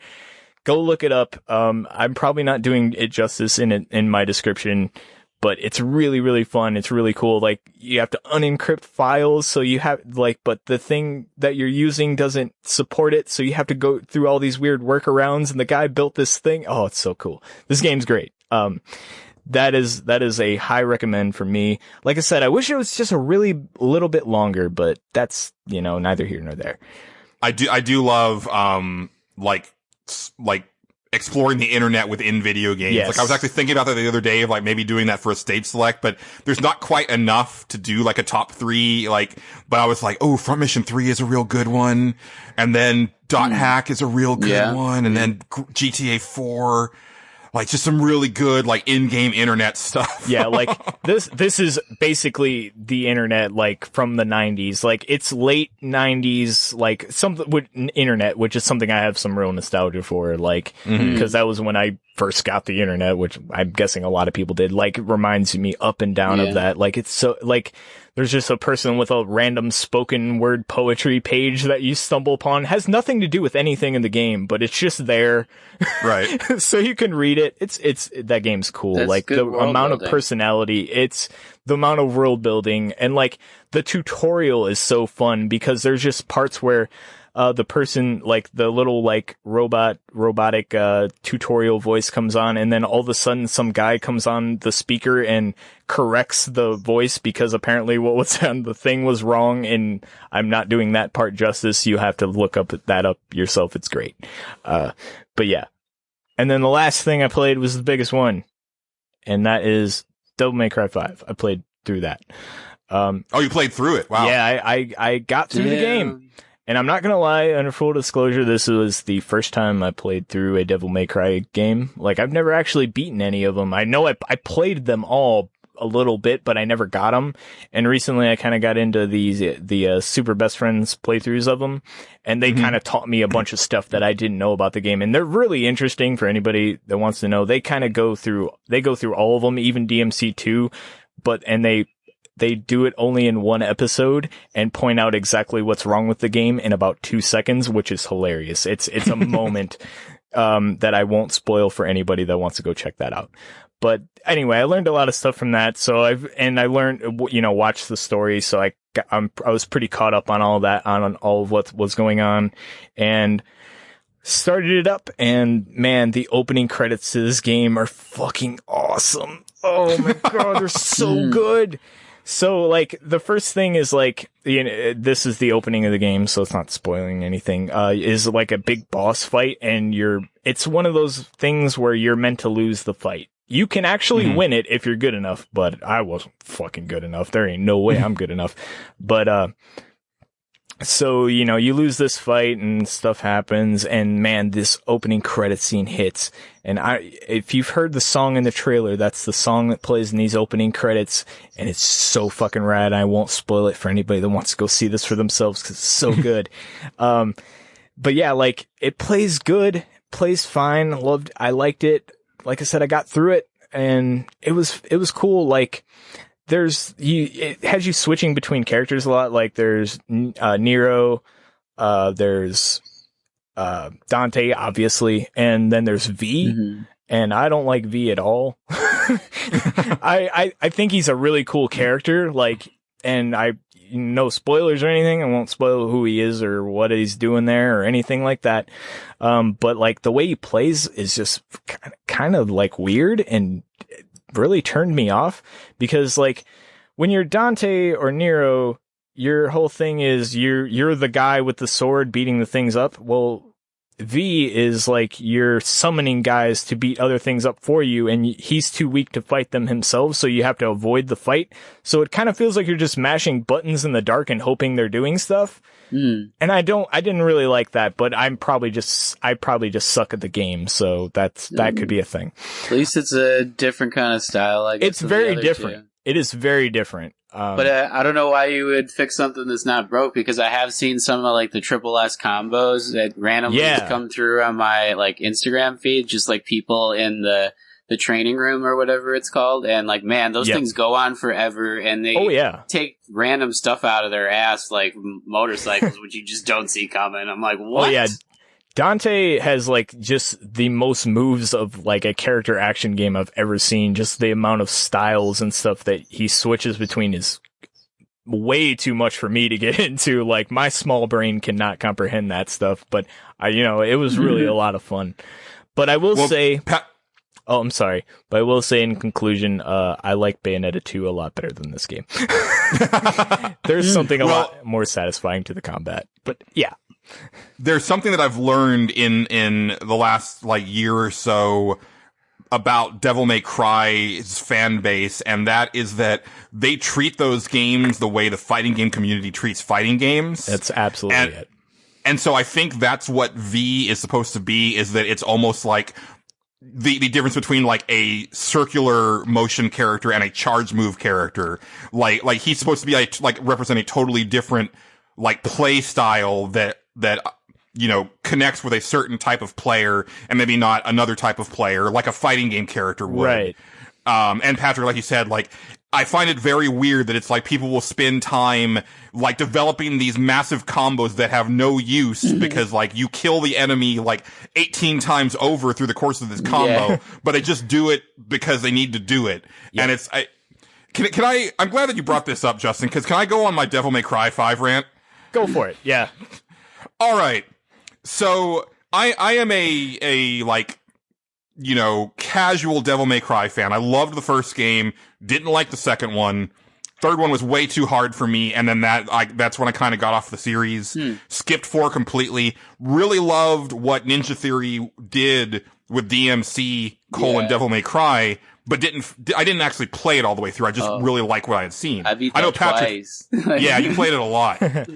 So when that game comes out, these fucking Devil May Cry fans are just crying to the high heavens, "Oh, you messed up Dante, you changed the way he looks, and we don't like it anymore, and we're not gonna buy this game," and then it ends up being a complete failure, even though it's actually a very well-made game, plays really well, looks really cool, nice story. Right? You come around to Devil May Cry 5, and I'll be goddamned if they didn't do the exact same thing with the character designs in this game, and no one said a thing. You look at Nero from Devil May Cry 4 and compare him to Nero in Devil May Cry 5, it's a completely different fucking person. And then you want to talk about Dante. Dante looks like a heavy metal hobo in the 5th game. He looks nothing like the character has ever looked. Everybody's like, all the fans are just like over the moon for it. What the fuck? Okay. I have sort of an answer here. So what happened with DMC is pretty deep, really. There's a lot of stuff kind of going on. And yeah, like you're right with the looks change. That's kind of an unfair thing. A lot of it stems from when that game was very early on. And the lead developer kind of said some things he shouldn't have said, and really provoked the hardcore fan base of Devil May Cry. Like, kind of really pissed them off. And once you have that hardcore vocal fan base against you, it's gonna be a hard sell. After that, like you're fighting an uphill fight after that. Yeah, then you just like say, make a character creator. Fuck you guys, you like, do it. They went. I remember one of the things, and now this is a big topic on the Super Best Friends playthroughs. They actually play through DMC and they talk about the exact points of and what happened with this guy that said these things. One of the things I can't remember the exact thing he said. He like kind of like lit up a cigarette. Somebody asked him, well, hey, what are you doing with your game like that? How do you want your game to be looked at by the fans of Devil May Cry that are already there? And he said, I don't care what they think of my game. And that's kind of bad. Don't do that. Like, it's like you're poking the bear though. Like, and eventually they had to shut that guy up. They're like, dude, fucking stop, man. You're messing this up. And well, okay, so I would love to know if that came before or after the fans' complaint, because that seems like a reaction to, because I will say the only thing I ever heard them complain about was the redesign of Dante. Yes. And that was the reason they didn't want to play this game, but they were going to pirate it because they just didn't want to give Capcom the money for it. So I wonder if that was like a, these guys are just like constantly whining about this thing and I don't even care anymore. Yeah, if I ever hear that, I'm like, why don't you just make your own game in response? Yeah, the initial response to the reveal trailer was sort of negative. I believe it was because of the redesign. That might have been it. I don't remember exactly how all this went down. There's a really good video by one of the Super Best Friends isn't a thing anymore, by the way. They kind of broke off. Now there's Castle Super Beast, which is two of the guys, and there's the guy who kind of split off from them, whose name is goes by Matt McMuscles on YouTube. He has a really good video called What Happened? And it's a whole series of these these games that kind of didn't do very well, and one of them was DMC. And it's actually yeah, definitely check this out. He and another guy go into exactly what happened. And there's also a very famous press conference, or not a press conference, but a slideshow that somehow got leaked. And people found out about it, where they basically called the old Dante that people were attached to. Whether you like him or not, he did have a fan base. Oh, yeah. And they basically compared him to the characters of Brokeback Mountain, which is not good. So like they were like, our Dante is more like this, and he isn't this, and characters from and it's like, we don't view him as that. That's not our guy. So they kind of buried themselves, and it was this one lead designer that just kind of kept doing it and kept coming out and saying the wrong thing at the wrong time. It's a whole thing. It's really worth diving into. There's definitely some points in the game itself, and I will agree. The game is the DMC, the remake by Ninja Theory, very good game. I think it's weird to watch now, but like, cause I kind of watched it and it was like, but man, it had some really cool ideas. That boss fight where it's like a Fox News thing, that boss fight is incredible. Like, oh yeah. Do you remember that? That is incredible. That is a super cool design. But like, yeah, there's some really demented enemies and settings in that too. Like, I would just play it again for the crazy carnival. Right. Yeah. Yeah. There's a lot of cool stuff. But like, it kind of got away. I know a lot of like the hardcore people, like it kind of got away. There's a few like things that you and I, Julian, we won't notice, but like the hardcore people go, this is wrong about this game, and they'll point it out. And like I said, once you have that vocal fan base against you, it's very hard to come back from that, because that's what your majority of people are going to see that and go, oh, well, this game's bad, I shouldn't play it. So yeah, there was definitely someone who commented on something that I said in defense of DMC on Pixelbit back when we had like, I think, anonymous commenters and stuff, and they were like, well, I was able to do an infinite combo like immediately out of the gate, blah blah blah, and I'm like, all right, well, you were like into this far more than anybody should be into anything. Yes. Like, if you're just playing this like a normal human being, it's a really good game. It sounds like they're a little bit mad that they're not, Twitch famous, and they should be if they're that good. Exactly. Pretty tough. That exact fan base is like, and like this DMC, like I know like the Castle Super Beast guys, they've claimed this is the best Devil May Cry, that they're happy if there's never another one after this. So if you like think? Devil May Cry, then I think it was very good. I liked it. Like I said, I liked Bayonetta 2 better. The only reason is I find the combat in Bayonetta just infinitely more satisfying, just because Witch Time is so nice.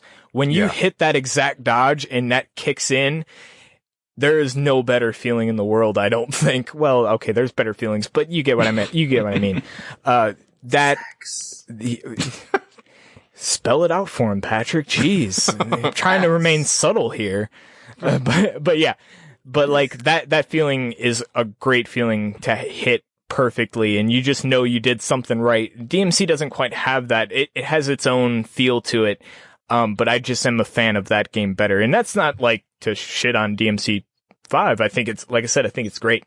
And I think people, if you like DMC games and character action, I think you'll like this. I really do. Also, there's a mechanic where the music is really good in the game. At least it's good for a DMC game. Like DMC, they have their own little thing going on. And it has like this thing where like as the fight goes on, the better you're doing, the more the music gets louder and more bombastic, which is cool, but like the fights never lasted long enough for me for that to really kick on. So I never really, like when it did, it was pretty neat, but like, yeah. But yeah. I definitely want to check it out. I did try the demo and I liked it, but I thought it was really interesting, cause we've talked on the show before about kind of like, once you figure certain things out as far as game design goes, why feel the need to deviate from that? Because it's already a solved problem. And there's like a lot of weird things with like the button mapping in Devil May Cry 5 that I thought was really weird. Oh yeah, I had to change the button mapping for at least for Nero, because they have the lock on like the bumper button, and you feel like it should be on the trigger and all this other weird stuff. And I remember changing the lock onto the trigger, and you got to kind of do it yourself. Even the melee button is on the Y button on the Xbox, where it's like, no, this goes on X. This has been on X/square since like the PlayStation 2. Why did you why is this like this? I wish I could tell you, man. I don't know. Because I had to remap them myself. I was like, okay, we got to do something with this. This is weird. But once I did that, it was pretty fun. I know even like into your own hands. Even like the Castle Super Beast guys, I've seen them do that. Like they map the gun to the trigger and do all this other weird stuff. They're fighting game guys. They know what the hell they're doing. So yeah. But yeah, that's it for me. I played a lot of video games. You did. You played a lot of video games. Yeah, and the whole thing. Yep. I only played one video game, but I'll get to that a little later. Patrick, what have you been up to lately, sir? I know you had meant to mention The Witness last time. We didn't get around to it. Yeah, and that's okay. I played, like a couple hours of it. It was satisfying for a free game, and I'll probably not play it as much as if I would if I had paid for it. But right. Yeah, I played a little bit of that. I've been bouncing around to a lot of stuff. I got all my DLC in Rocksmith back, which was great. 166 songs finally reappeared. They were gone for like 3 months. Well, how did that happen? I don't know. They didn't either. And yeah, that's worrisome. And they kept trying to close my ticket after 48 hours, so I had to keep like replying to Ubisoft, "Hey guys, I know what you're doing."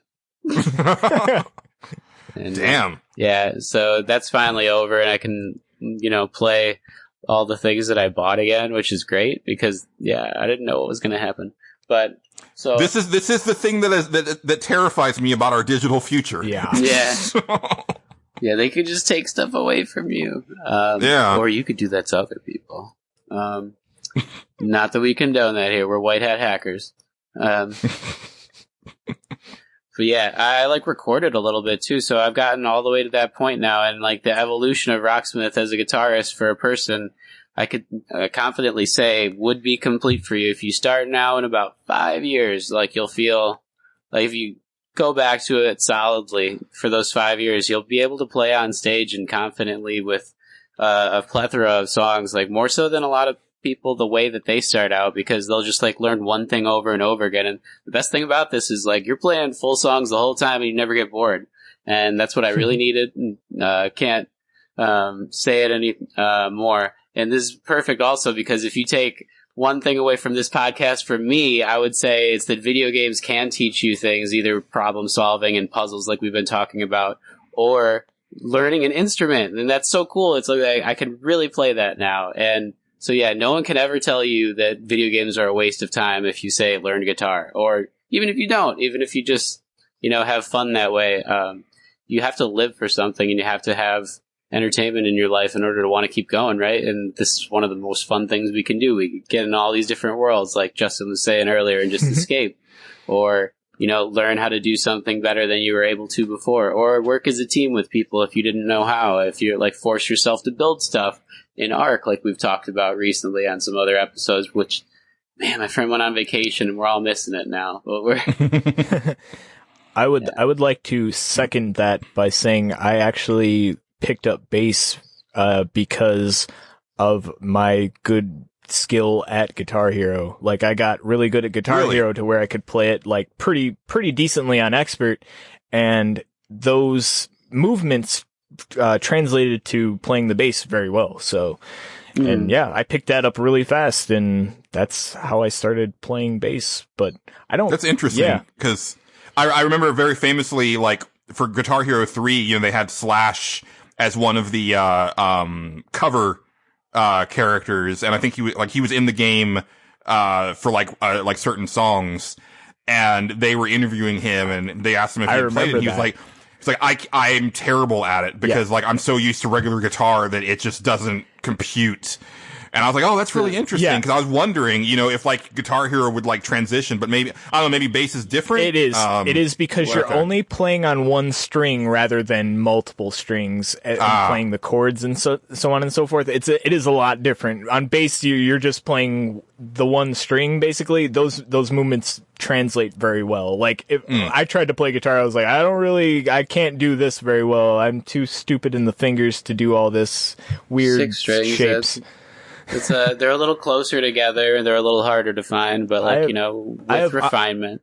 I have awkwardly fat fingers, so it doesn't work out very well. Yeah. They get in my own way. I can Sounds like a good bass hand, Yeah, that's what I stick to. I like doing that, so.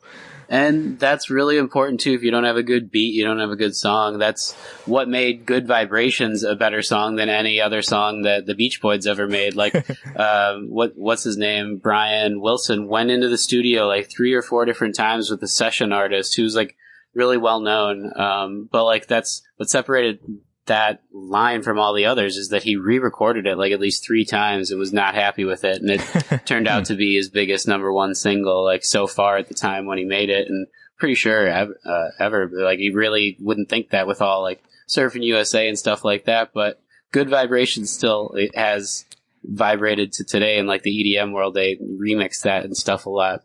It's really interesting though when you do have a good beat like that it can transcend genre from acapella boy band stuff to EDM heavy hitting bass. Yeah. So yeah, in addition to that, I've been playing a lot more Hearthstone than normal because it's a new year, guys. You know what happens after a new year? A new expansion? Sets rotate? Yeah. And they dust all your cards without telling, I mean, they tell you, but like without your say. And that's fine. You get to use them in the wild and stuff, I guess. I was going to say, we call that in the TCG world, rotation. Right. Yeah. So it's with a heavy hand that I see a lot of like these cards that it took me months to get that go away, and they give you like a little bit. But I was so pissed this year because I played so much last year that I was like, I might just stop now. It's kind of a good time. But so they turn them into dust for crafting components, but are you able to use them just in free play? Like you can or are they like, completely you can't for gone? competitive. Yeah, they're still in your booklet, Okay. which is great. So I got a huge collection, and it's fun to look and remake old decks and stuff, but you have to like collect the new ones that come out instead, and I wasn't going to, but then they gave me a good one within my first 10 packs, and I was able to make a couple of really cool decks that like I haven't played Druid in 3 years since it originally came out, and now I'm playing with this tree bark thing that's like a 4/8 with taunt that like goes dormant, and you can make different ones to like revive them if you heal 5. It's like a heal druid, so like if you heal anything on the board, they'll like reappear, and you could have like basically these trees coming out from like the mat itself, and they're just indestructible. Like you can't get past to the hero if you keep reviving them, and you can revive them like 5 or 6 times within the course of the match, and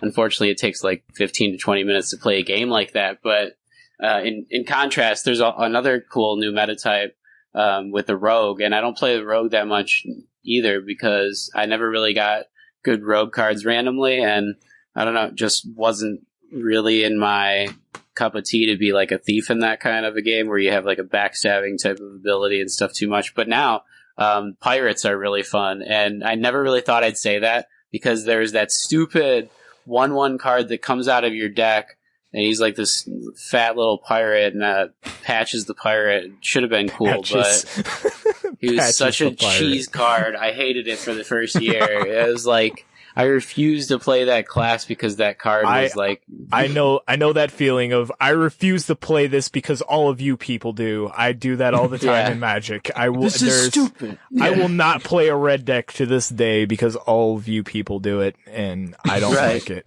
But they managed... Hey, what do you mean, you people? I don't know what people who play red decks in Magic the Gathering. That's what I mean. Damn players. They managed to make pirates cool though, and what I did was like use some of the crafting to craft like a standard card I haven't had, like which I could have gotten 5 years ago. Captain Greenskin. He helps make your weapons better, which is good for rogue. But like I was wondering, Justin, if there's the same kind of thing in Magic that there's been those standard cards that have been there from the beginning, or did even those get rotated? Okay, so it goes by sets. So Magic has been out for a long, long time. So now there's 3 different types of formats. There's Legacy, which you can play.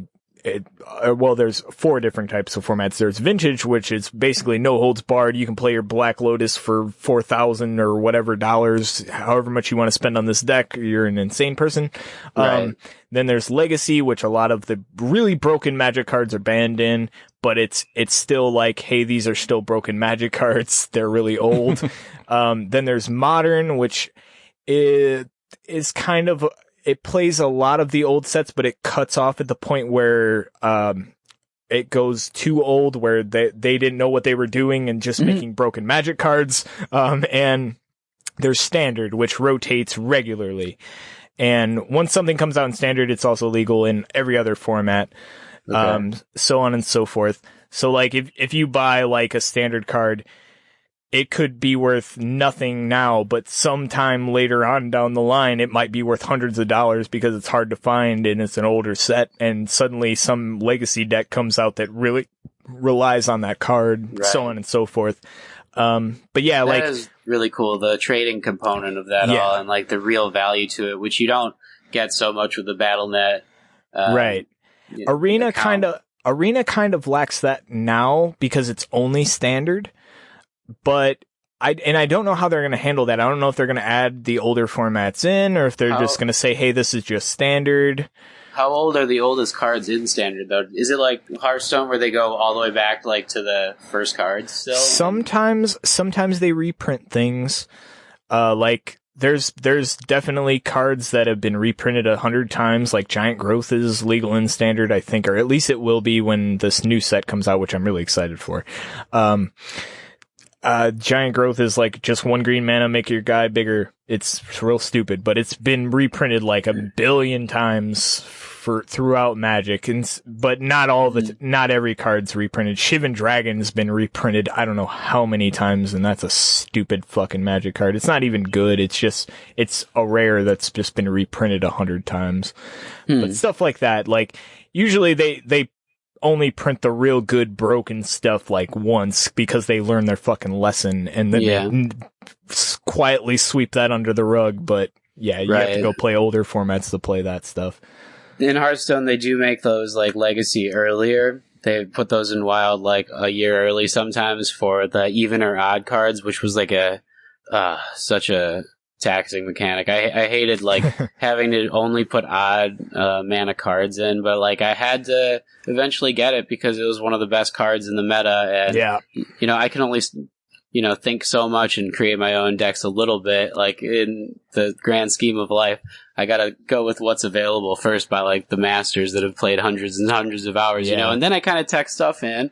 But like if I don't like doing that, it's not that fun. And what I've taken away from this new year is that it's going to be a lot of fun, like even more so I think than last year, because there's this new mechanic in Hearthstone called lackeys, where you get like these token cards, basically, like a 1 cost card that is like a little guy that does way more than he should, like either 2 damage to the other enemies, or discover a spell. But if you use it in a new Druid deck, you get this guy Togwaggle, who's like a legendary card, which I crafted as well. And if you have one in control and you put him out, you discover a treasure. And pirates discovering treasures is a great, archetype, I think. I love discovering treasure in pirates, and, we talked about this back in the Assassin's Creed days, which we will also come up in the next thing that I played, actually. Assassins are coming back. I mean, not the Creed, but well, it'll all tie back together. It's just, it's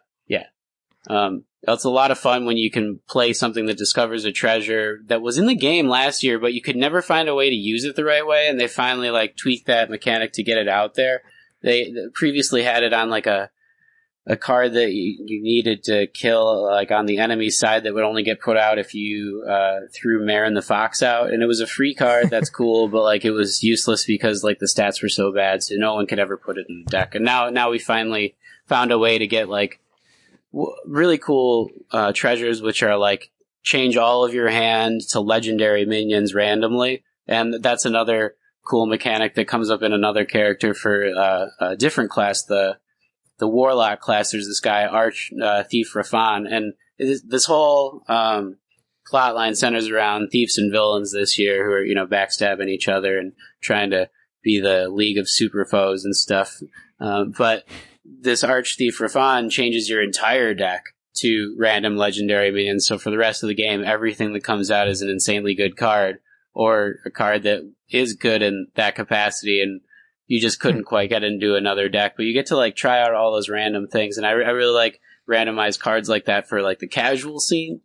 But it also, has those earlier meta decks like the Pirate deck, which are easy to win with for a lot of a high win rate for a long time, and you can get your game up to the higher levels like I have before. I mean, it's going to be way too much for me this year probably, but it's nice to see that there are some ways that are fun to quick success in there without spending very much money. Like, didn't spend any. It's like, I think you could probably make those decks for like $10-$20 maybe if you hadn't started already. Yeah. That's not bad. If you have the lucky Patrick RNG leprechaun on your shoulder, well, like I wish that you were here in town and I would just like have you open my pulls for Marvel Strike Force so that I would actually get good shit. Yeah. Well, you just got to keep doing those quests, and I think at every 40 card packs in Hearthstone you get at least a legendary after the first 10. And in the first 10 you're guaranteed 1 or 2 legendaries, and yeah, I do usually get 2. But I have never gotten, like, you know, because on Marvel Strike Force, you get like character shards, and then it's like a range, right? So it's like like this, like the premium orb, which you actually earn a lot through just playing the game. Like you have a chance, like the minimum is 15 shards, but you can get up to 100 shards. I have never gotten 100 shards of any character. I don't know if I think I've gotten 50 shards maybe once. And it's like, come on, guys. Like, I actually spent way more money on that game than I'd like to admit. Damn. And it's like, throw me a bone. I've been there. They must see that you're going to spend more money anyway or something. You can't give them anymore. You got to call support and be like, what's up, guys? I think I should have gotten something by now. Yeah. I have noticed the algorithm where it's like, if I go ahead and purchase something, all of a sudden the ads start popping up, like the offers start popping up all of a sudden. It's like, oh, we know we've got you if you buy one thing tonight. So here's a whole bunch of other stuff that we know you need. Yep, that sounds right. Been there, done that. Sometimes, like, there's this mystery Funko pop box on the internet, and I message support. I was like, guys, I really want something good. And there's some really good ones, but I don't have that much money. So can you make sure you pick a good one? And I got like an epic one. It's not quite Grail, but like it was, Harry Potter on his broomstick flying after the golden snitch. And you could only get that for one day ever at Barnes & Noble, and I couldn't find it that day. So like, damn, it was worth it. And all I had to do was appeal to the humanity or the empathy of the Funko. No, see, you think that's what happened, but really it was just the lucky Patrick RNG. That's what helps me visualize success. You have to visualize it, and then it happens. That's another thing to take away, okay?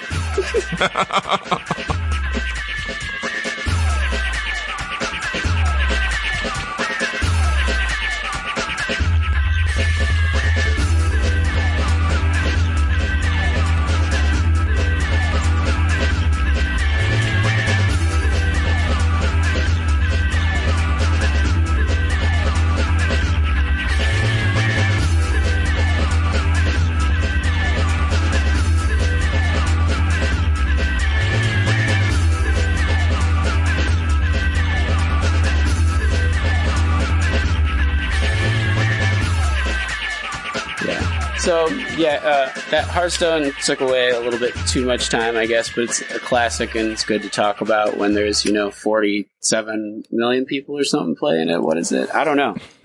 But, yeah, another classic number, I think, that came up recently, and I wanted to switch gears for a second, is not to talk about video games so much as the comic that came out, because it's Batman Detective 1000, and speaking of choices, I totally missed out on it. Dude, it's really good. My shop sold out. Really? We have like all the decade covers, and they're so cool, guys. There's 33 different covers you can collect. There's like 8 or so of each of the decades left, but they don't have like the 30s anymore or the 80s for some reason. The Greg Capullo one for the 2010s looked cool, and there's a Jock one from the 2000s, and he's writing The Man Who Laughs right now. I just couldn't decide on any of them. They all look really cool. So I bought a sketch cover, guys, for the first time ever. Which is awesome. Like, I don't know what to do with it, or who, more importantly, should draw on it. Who do you guys think should be drawing Batman on number 1000? I don't know. Justin Ham. Definitely me. I'll do it. I mean, my answer would be Ryan Otley, because I don't think I've ever seen him draw a DC character. I was like, can he even do that? He might not have he might have a clause in his contract where he can't do any DC characters. No, I don't think so, because I've definitely seen him still doing convention sketches of Invincible and other Image characters, and I think he's good. Like, that would be a mindfuck. That would be awesome. I would get him putting on one of those Joker masks from Death of the Family, where his face comes off. I would have him drawn like that, except the mask looks like more Dinosaurus, like T-Rex. Right. And he's like sitting at a dinner table, for the family, and they're all dead. But that was kind of morbid. Yeah, just all the entrails, like, later issues of Invincible, just like tons of guts and stuff. Or what if, like, McFarlane Batman Spawn, or I don't know. Well, McFarlane would be like there's no way you're getting McFarlane. But yeah, I mean, you'd have to pay a lot, but like, dude, Scotty Young just opened up his commissions, $2,000 a pop, but you can get it. Yeah. And you can get it from people like Jason Fabok too, if you know where to look on the internet. But that's what I was thinking as well. That would cost like $100 though. I think it's worth it if I frame it and make it like, part of a house or something like that, like a good area to look at in my computer room or something. But we'll see when I get there. You know what would be great, since I'm reading it, is if you could get Walt Simonson. Like, that would be really cool to see a Batman in Simonson style. And that wouldn't be too expensive, because like the older guys tend to actually go down in price. Yeah. Because they're kind of just happy to like have customers coming to them and stuff like that. Right. It'll still set you back some, but not like a Scotty Young or anything like that, or a Ryan Otley. It's not going to cost you like hundreds of dollars. Yeah, you can get like more. Chris Claremont for a little bit cheaper now, even though he did all those good X-Men comics in the 80s and 90s, right? So I don't know. He might. I mean, he's a writer, but I don't know. Writers tend to not really charge you for signing stuff. Well, yeah. Which is nice. Yeah. Yes, but you can commission them to do stories and things. Yeah. I don't know if you want Chris Claremont writing anything for you these days. That's another older creator who's lost the magic. Yeah. Or Ben Templesmith. He just asks you to, what's it called? Donate to like the writers who are retiring or fund or whatever. That's getting big in comics now, trying to get people to donate to old writers who just want to stop. And I'm like, is that you? Or old artists, there's just no pension plans and stuff, which sucks, but it's a noble pursuit, for people like Tom King to go from being a lawyer to writing Batman. Yeah. So that's cool. But yeah, those are, as far as other video games are concerned, not so much. There's been a lot of new shows to come out, which are cool, but that's probably for another super special on TV or something like that, when we could talk Game of Thrones after everything's over. Yeah. Yeah. I mean, I don't know about Justin, but I think you might be alone in that. In what? What, Game of Thrones? Yeah. Oh, I kind of gave up after a certain point in Game of Thrones. I was like, eh. Yeah, me too. Yeah, I like it. One of these days I'll finish it, but like, I don't know. I don't have the patience for it, right? I don't have the patience to watch anything right now. I'm weird. You should try One Piece. Yeah, that'll work out. Yeah, just watch all like 670 episodes of One Piece. If you're looking to not get into something, this is my best recommendation. Duly noted. If you take anything... Well, running a little long if we want to get to the cage match, so I'll just go through this real quick, because I don't have a lot to say, but because really the one thing that I've done since the last time we recorded is, even though I'm trying to like not buy a lot of new stuff this year, the possibility of even a slightly Tenchu flavored game was too strong of a pull, and I had to buy Sekiro Shadows Die Twice, which is interesting. Like we're now talking about the two games that are available for this last game giveaway. Indeed. So maybe Matt Jorgensen will decide based on this podcast what he chooses. But Sekiro, I think, is a really cool game. It plays really well. It looks beautiful. I think the combat is really good. And I think honestly, like as punishing a game as people have said it is, I think that when you're just talking about like one-on-one combat with like a character who also has a weapon, it's actually pretty easy. Like I was actually really surprised at how forgiving they are with the parry windows and the guard or the dodging windows. Cause like I know like the Souls games, like Dark Souls and Demon Souls and stuff, like people just don't straight up parry because the timing window for it is so tiny that like really it's hard for people to get that down, and so they just end up dodging stuff instead. Where Sekiro is very much about, oh no, you better parry this stuff. Like dodging is not the way to go. And I clicked with that right away. I thought that stuff was really good. But then there's like some really weird stuff. Like I do wish that the stealth was better. I did not have as many issues with it as I've heard some people, like Ryan Scott, who we had on for our State of the Generation episode, famously of the Geek Box. He hated Sekiro, and a big thing for him was that the stealth just straight up didn't work. I didn't find that to be the case, but I do find it weird where it's like it's very inconsistent as far as what triggers enemies. Right. But then also you have this really awesome grappling hook, just like Tenchu.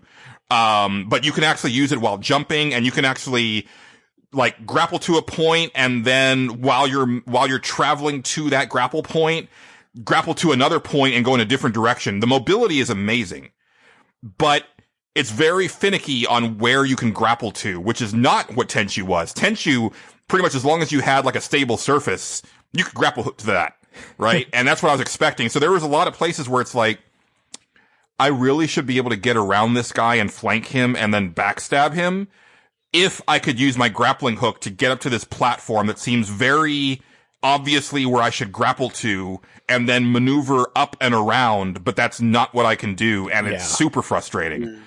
And it's funny, like, listeners who follow me on Twitter know this, because I tweeted, okay, I don't want to jinx it, but Sekiro is actually kind of easy to me. Like, I'm not really having any trouble with it. Like, literally, I'd gotten through this entire evening, hadn't even come close to dying. I was making huge progress, gotten new items, I was upgrading my character, I learned new moves, and I would do the training mode for it, and like pick up the new move instantly.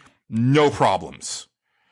Then I got to the Chained Ogre, who I would say is maybe the first real boss in the game. I'm not sure. He may be one of those things where it's like actually later on he's just like a regular enemy, but this is like the first time that you encounter it. Right. I know exactly what to do to beat this guy. I've got everything down cold. The cool thing is that you can actually parry a lot of things that you wouldn't think that you can parry. And Justin, you'll like this. He does like straight up all wrestling moves. I've heard, like, yeah. He does a drop kick. He does a drop elbow where like just a standing elbow. So nice. he goes from a standing position just to like an elbow on the ground. You can parry all of that, even though you would think that I'm a little man. This guy is much bigger than me. There's no way that I could parry this. Oh, you can totally parry that. He's got a dashing grab move that you just like dash out of the way of, and then you can like backstab him or hit him for some easy damage. I know exactly what to do. There's this one move. It's a power bomb. He grabs you, power bombs you, and then flings you over his head. Does almost your entire health bar's worth of damage at this point. Yeesh. I know that I need to dodge it. I know how to dodge it. I cannot physically dodge it. So it's not a matter of like, I don't know how to beat this guy. I don't know what I need to do. I know exactly what I need to do. And I think it might be like a reflexes thing where I just do not have the speed to dodge this one move. And it's literally like, if I could dodge that one move, this guy is cake. Right. Cause I've got everything else down cold. And I was like, I think I'm done. I'm like 4 hours in or whatever, and I think I'm done. Wow. And it was like, I want to beat one of these games because I do think that I have a baseline natural talent for these From games. Because initially, like, all of the stuff that I've played of the Souls series and Bloodborne and even Demon Souls, I'm like, yeah, I'm not really having trouble with this. Like, there's usually like that one first boss, in the Souls games where it's like, oh, right, because it's teaching you that you're not, you're really supposed to like get right up in this guy's grill and get so close to him that he can't attack you, and then you just like whittle him away. Right. And that's the one thing they're trying to teach you on that first boss.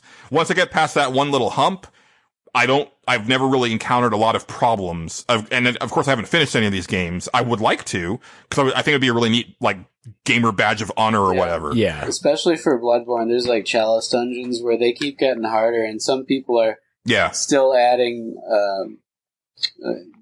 cripples to themselves, where like handicaps, where they take stuff away, like where they don't wear any armor and things, and they have to like use level 1 weapons only and stuff. So like, there's ways to make it very difficult. Even yeah. But like in Bloodborne in particular, like I know that I like breezed through a lot of bosses where I had already heard how notorious they were before I ever got to them, and I'm like, that was it?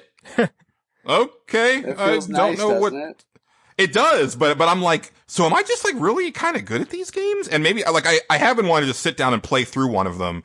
I just kind of don't know which one to play. But I'd heard that like Sekiro, like if you haven't played a lot of the Souls games, you're probably better off. Yeah, because the so I was like, okay, are so different. That's what I've heard too. Yeah, and I was like, okay, so I'll play this one because also it's going to give me at least a little bit of that Tenchu hunger that I've been having for many years. Like I'll get a little bit of that satisfied. But I mean, I want to try. I'll try it again. But man, it's just I know what to do.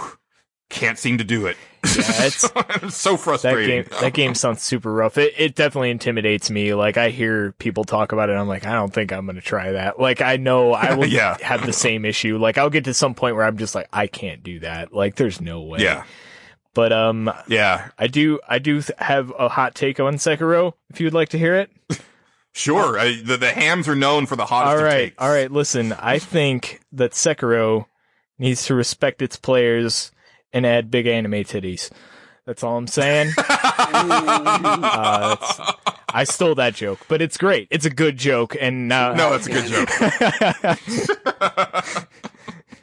I mean, for all I know, there are some big anime titties later on. It is a Japanese movie. It is that. So you know, yeah, probably relates to Nier.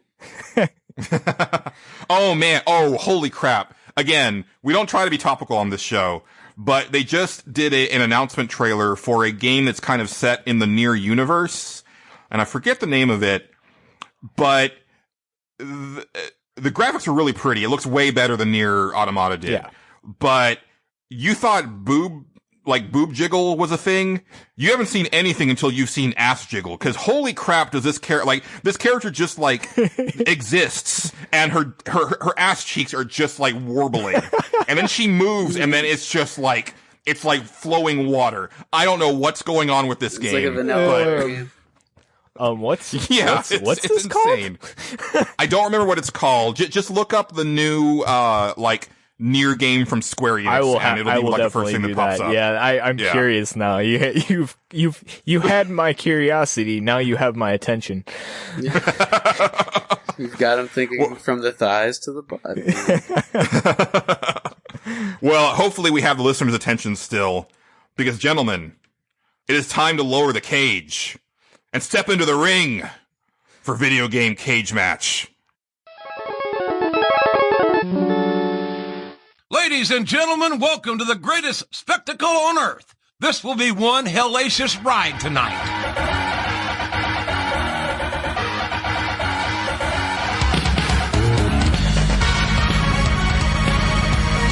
This is a 15-foot high steel cage, ladies and gentlemen.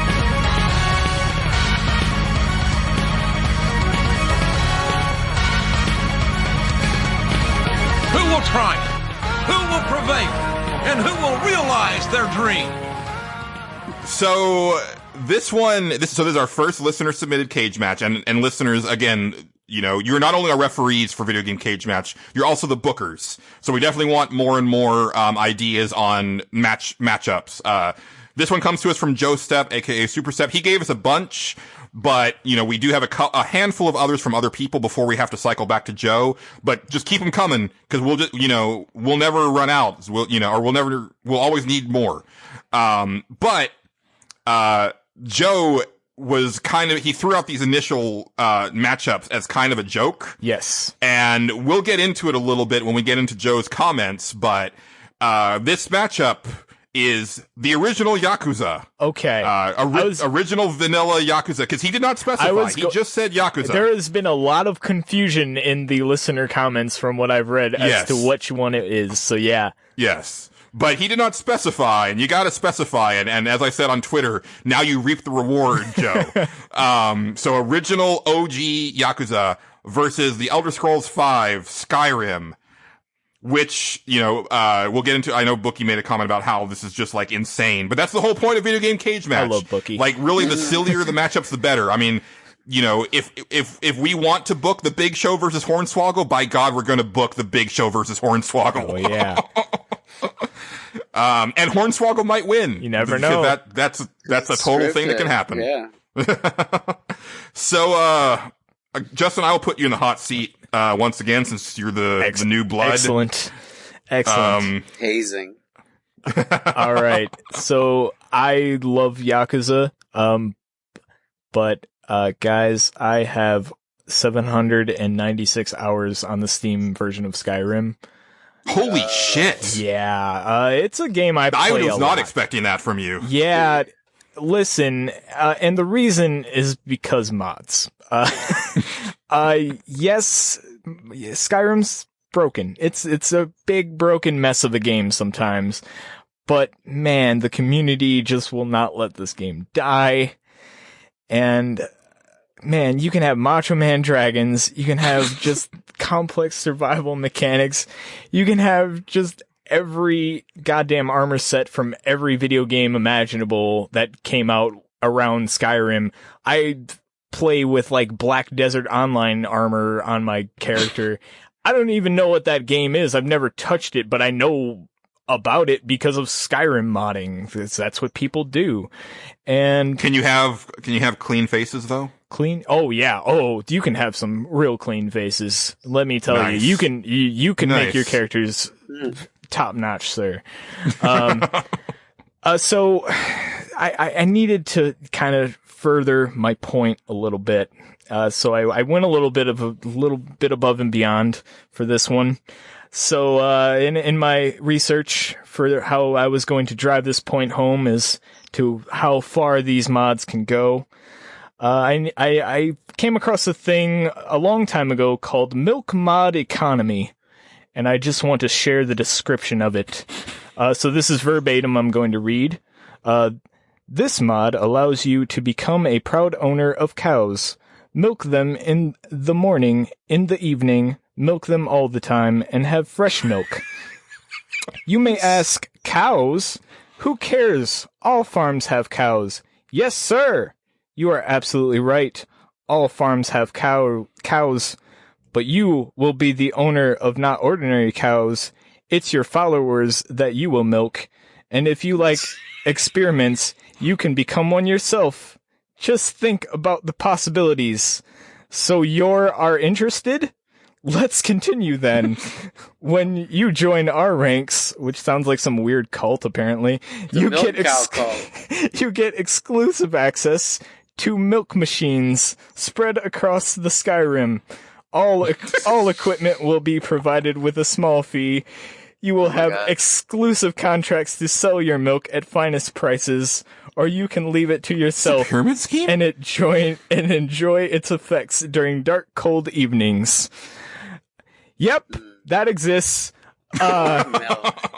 Guys, if you can dream it, you can mod that shit into Skyrim, and that is why I picked Skyrim as my pick, hands down. I love you, Yakuza, but especially original Yakuza, and I've played the original Yakuza, weird Michael Madsen voice acting and all.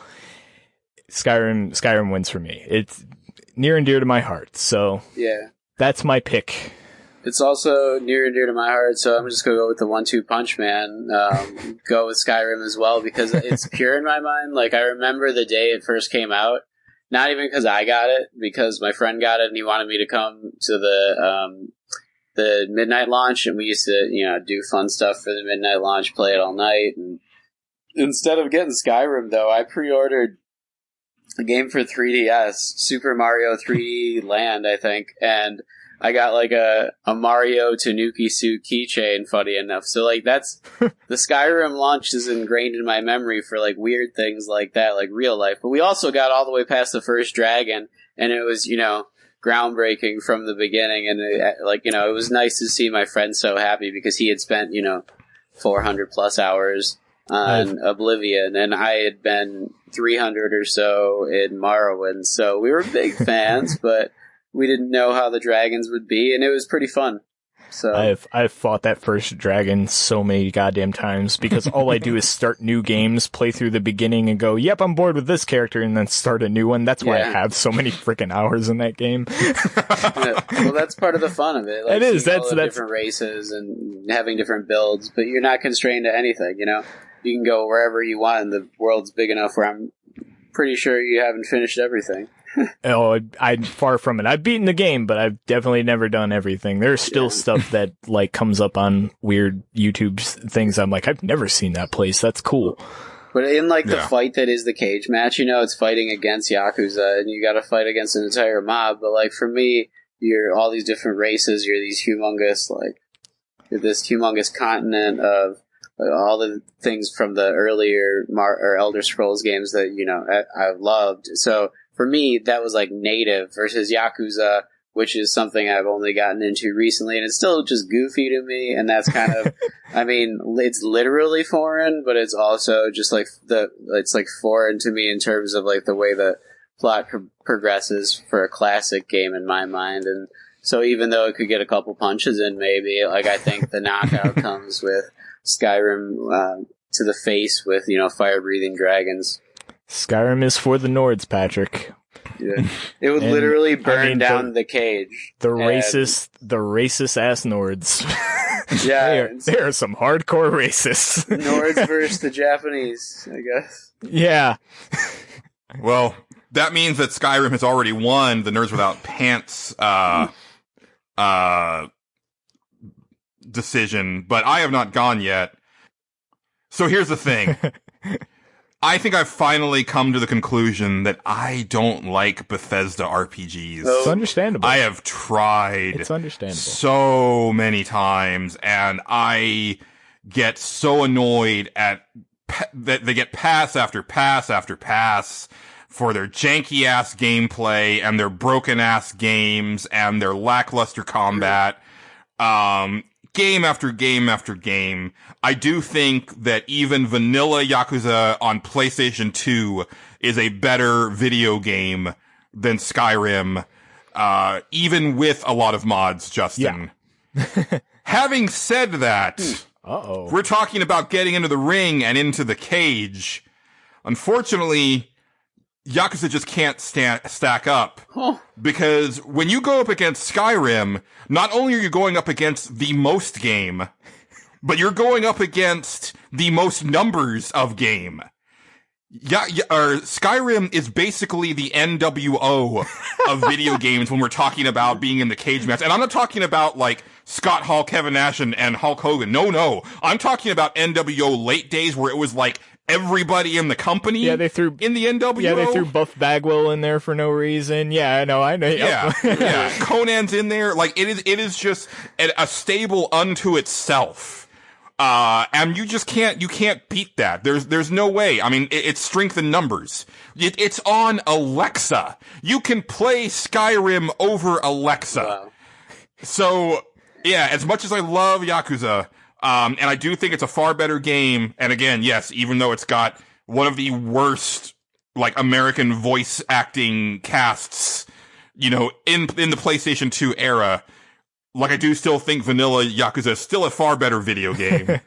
But if we're talking about getting into the ring, you know, and we're just talking about video game cage match, and it's based on just, like, whatever our whim is, it's Skyrim. Man, I'm really shocked. I'm really shocked. I really thought Julian would be the one guy. Patrick was the wild card, but I thought Julian would for sure. Always, always wild card. Yep.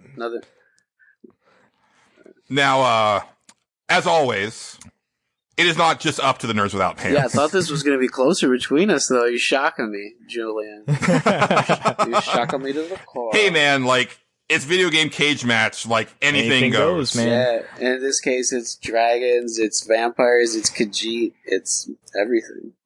Yeah, they have wares if you have coin. But as always, our lovely listeners are also referees, and they can definitely sway the tide of battle. Justin, I'm actually going to have you start off with Superstep, aka Joe, over on Pixelbit, simply because this one this one goes places, and I actually have an addendum, or a couple addendums, to make to this rather lengthy cage match comment. So why don't you take it away? All right, I'll wait for you to stop me, and well, this is a lot. So just take it. Okay, yeah. Obviously, I'm choosing Yakuza, since I blanked on Skyrim being a specific game in the Elder Scrolls series and was meaning franchise versus franchise. Meaning, I guess I also blanked on the rules. Whoops. Would definitely have chosen Zero to go up against Skyrim if I'd remembered. Which, man, that one would have been tough. Anyway, I'm going to assume we're doing Kiwami 1 versus Elder Scrolls 5, since the original PS2 Yakuza would get crushed here. I'm just going to say, while I haven't played any Elder Scrolls except online, I prefer the real-life Kabukicho city in Tokyo to the fantasy setting of Elder Scrolls. Elder Scrolls is also sprawling, where I prefer the compact feel of the city in Tokyo, in which all the fun things are in walking distance. Plus, you have this heartwarming story of a gangster with a heart of gold looking for an orphan girl after he finds her cowering in the corner of a bar after a deadly shootout, intense action, and it's all amid the backdrop of a trading card game that's basically sexy bug-themed mud wrestling, a photo booth minigame, and a crazed but hilarious gangster so obsessed with fighting, he'll cross-dress to do it, and at no point do these tonal shifts feel unearned, which I feel is something only a video game can pull off. And that's what I appreciate most about Yakuza. It's a video gamer's video game, through and through. Assuming you're mostly a single-player gamer, do you play games for story?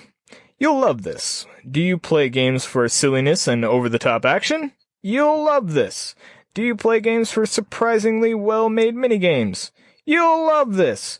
Do you play games who lovingly recreated virtual areas of real-life places? You'll love this. Are you a hateful android incapable of love and simply want to destroy the world? You'll probably find at least one background character to relate to and love this.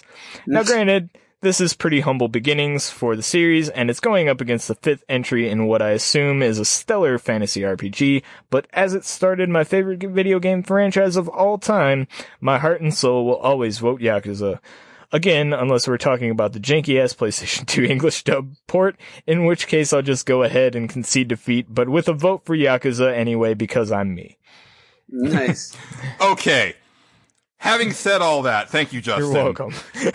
When I tweeted out the, cause we hadn't got a lot of posts, and so when I tweeted it out, on the Nerds Without Pants Twitter, at NWPcast, Joe said, is it Yakuza PS2 or Yakuza Kiwami?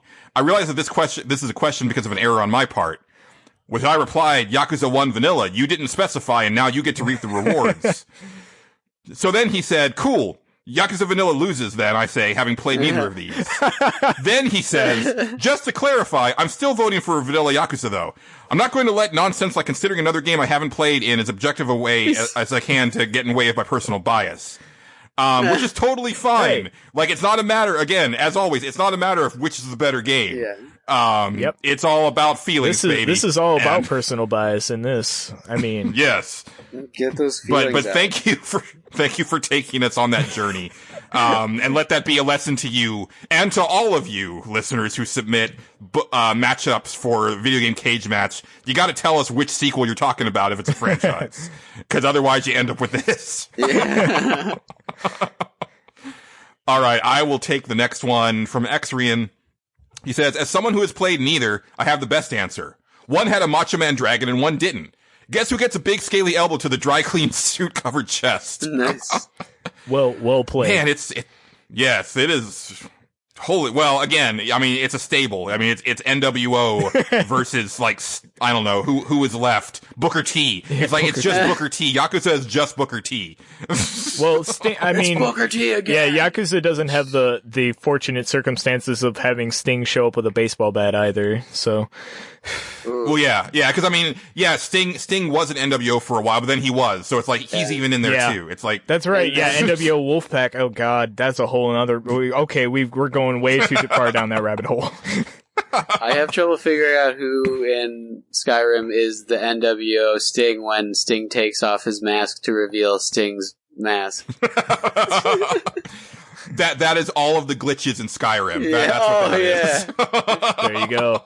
Oh yeah. Patrick, why don't you take Transmet 2033, which will be fun, especially when we get into the next cage match. I will go with Skyrim, because I do not think I could go back to PS2 era Yakuza game. If it really is Kiwami or Zero, then the pick would have been Yakuza. See what you did, Joe? See what you did? Look what your actions have wrought. Super Step obviously takes this as one for the home team. Moving right along, Justin, why don't you take your namesake or your spiritual successor, Bookie? Good old Bookie, man. All right. I'm gonna try to read his real good. All right.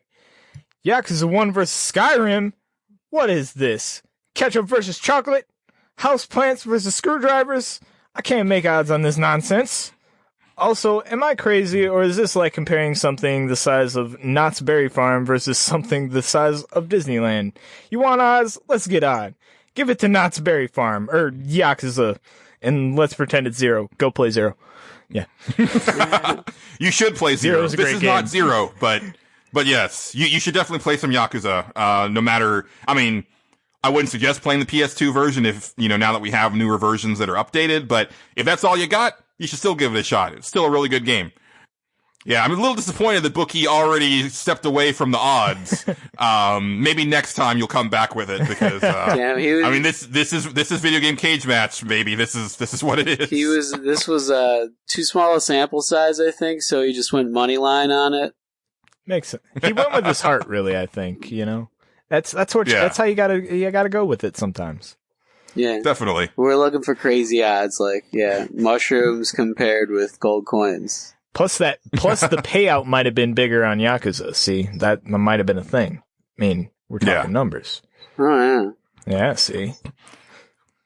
Well, last but not least, over on Pixelbit is Fire in the Hole, who says Skyrim by a mile. I've never played a Yakuza game, but I can already declare that Skyrim would be my favorite of the two. I hadn't played Skyrim until maybe a year or two ago, even though it's been out forever and released on every console. Yakuza 0 looked like a fun game, but I haven't played the series, so I never bothered to buy or play it. Boom. Just like you should play Portal 2, Fire in the Hole, you should play some Yakuza 0. Mm-hmm. I don't think you will regret that. It's a great game. I love Yakuza 0. Yeah. Moving on to Twitter. We had nothing on the Discord this time. We're a little quiet in general for the last couple weeks. Yeah, I mean, part of that might have been we just lost a little bit of momentum because, we unfortunately did miss that. Oh, and unfortunately, I missed actually. I mean, even in the general discussions in Pixelbit that people have taken some time off a little bit. Well, there's still some general chatter, General chatter. Let me see. I think we still just got the 2 from Twitter. Yeah. So, all right. I will once again okay. So over at Twitter again, we just got the 2. So I will take this one from Great Game Giveaway winner Matt Jorgensen. You'll get that title until the next winner, I guess. He says, for the cage match, as much as I like Yakuza, the original is unplayable compared to the remaster, and Skyrim is one of the few games I've put over 1,000 hours of gameplay into. He's even got you beat, Justin. Well, now that's just on the Steam version. That's not counting consoles, which I've also played through before multiple times. So, okay. Yeah, we're probably about even, really. And he's actually playing it on Alexa right now. That's impressive. No, I meant you. Oh, me. You're doing it right now, like as we speak. You always got to be playing, and maybe be playing 2 copies at once. Oh, there's someone who's done that. I bet there's a YouTube video of somebody playing, like, dual wielding Skyrim. I mean, I bet that's a thing. Trophy hunters, I've seen them stack, like, 3 PS3s or 4s next to each other and just, like, have different people playing all at the same time, or trying to even just take multiple controllers and switch when there's one cutscene to playing something else. Like, okay. Yeah. That's what makes you happy. Live your you dream. do you, man. Yeah, live your dream. We know how far we've come. Like, I used to be a trophy whore, but now I don't even, like, take the extra 2 hours to finish God of War or whatever it is. Like, it's more fun for me these days. It's liberating. Yeah, you know, some people stack PlayStation 3s, some people make milk mod economy, so, you know. Yeah, exactly. Oh, and by the way, listeners, like, if you can milk your followers in Skyrim, then we will gladly milk all of you. If you want to be in our milk mod economy, just let us know in the comments. We are pro milk here. Very much so. Patrick, why don't you take this last one on Twitter from Jeff S. at Jestoff. He says, Skyrim, no question. I love Yakuza 0, but it's the only one I played, so I have no basis for Yakuza 1, except that I love Kiryu in 0. However, I suspect even if I did, I would still pick Skyrim. The Elder Scrolls universe is so interesting to me. Beyond Bethesda's horrible bugs and shady business dealings, I love the universe they created, and Skyrim allowed me to live through it so many times in so many ways. Stealth, Archer, Warrior, Mage. They're all a blast, and I constantly go back to the game over time. Plus, it looks like the Dragonborn could beat Kiryu in a fight, especially since Kiryu doesn't kill. Yeah, right. Kiryu totally kills. He kills many people, yes. Yeah. Well, and I would like to say false news. Because the listeners are probably curious since I asked last time, but Jeff did say that he is 21, about to turn 22. Actually, we're recording this on his birthday, so happy birthday, Jeff. Happy birthday, Jeff. Special 150 for you. Yeah. So that explains, why he's come into certain series, with really late entries, which I kind of figured, but I was just curious because I find it very interesting, as I get a little older, seeing you don't have certain history with certain games, but, that's not to say that you can't go back and play them. A lot of people go back and play the older stuff, and maybe those become their favorites. Yep. And what have you. But I just thought that was really interesting. It's like, you started with Final Fantasy 15 and Super Mario Sunshine. What? Like, you started with the worst ones. Yeah. But that's interesting because a lot of the later games are more refined than earlier ones. So you'd think, in contrast to movies where the later entries usually suck because they don't care and they don't have the emotions behind it, a good video game is technically based and it just takes drive and effort, and usually there's better teams on bigger projects after the first few, and so I'm sure he's getting better experiences across the board by doing that, but in the small sample size of it, with just Super Mario, damn, you came in at the wrong time. Well, that is it for this cage match.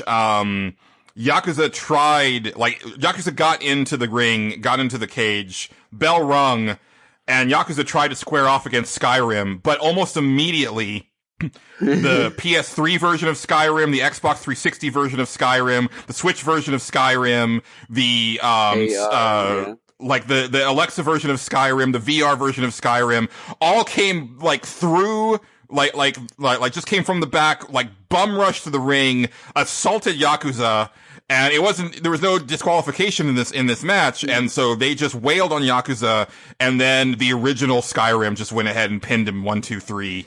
There you go. Yep. That is your victor. Perhaps one day someone will get revenge on Skyrim, but that's kind of up to the listeners. Indeed.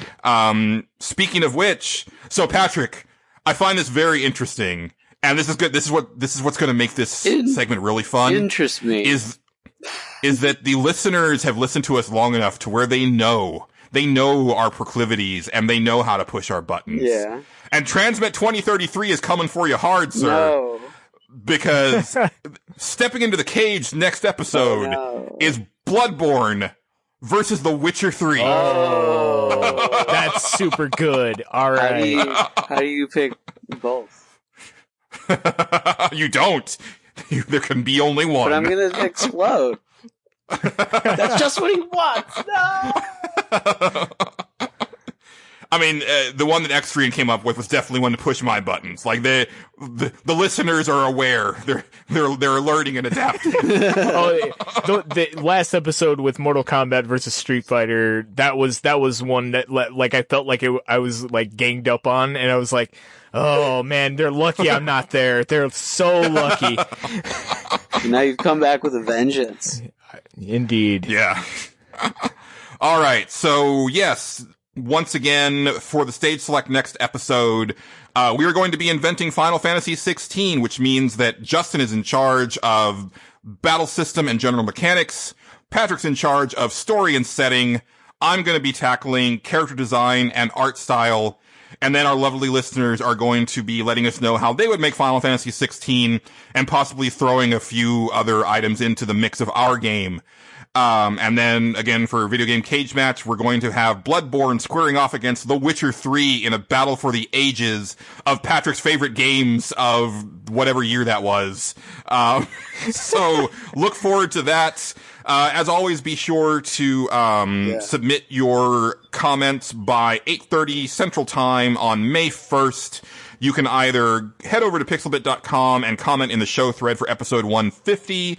You can hit us up on Twitter at NWPcast. And even though we're not going to be doing like the contest part on Facebook, you can always write to us on Facebook at facebook.com/nerdswithoutpants podcast. Yeah, and if you want to get in touch with me on Discord as well, we could talk about some character designs, plots, and development, and the setting, and yada yada, etc. Yeah. One of these days I will figure out Discord and join it, but this is not that day.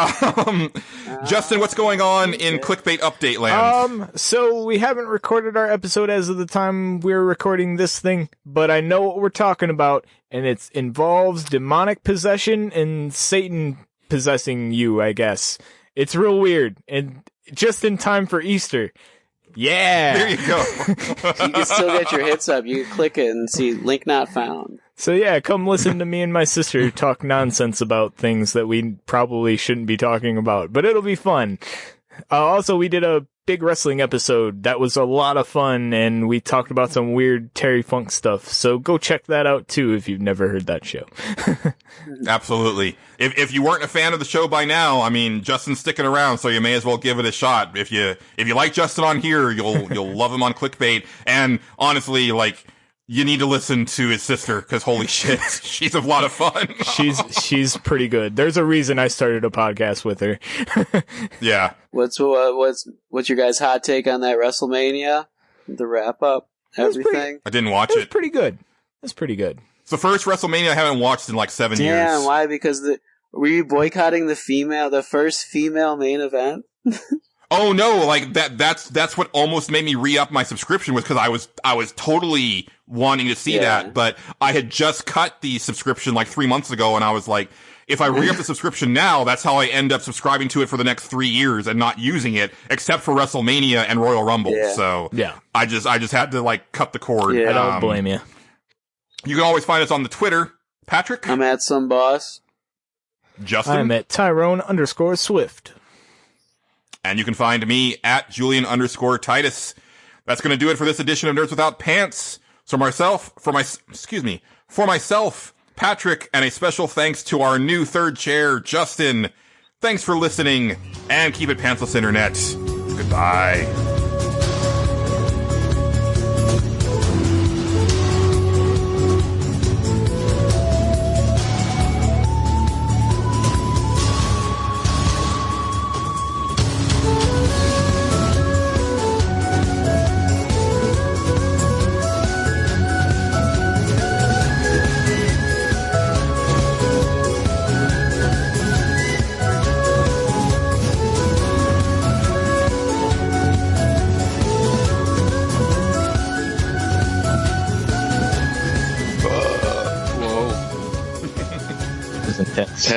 Testing. Yeah. All right. Now I refueled from the gym. Excellent. And I'm gonna pass out. No, not that's not excellent. No, it's fine. Or is it? I've also had 4 shots of espresso.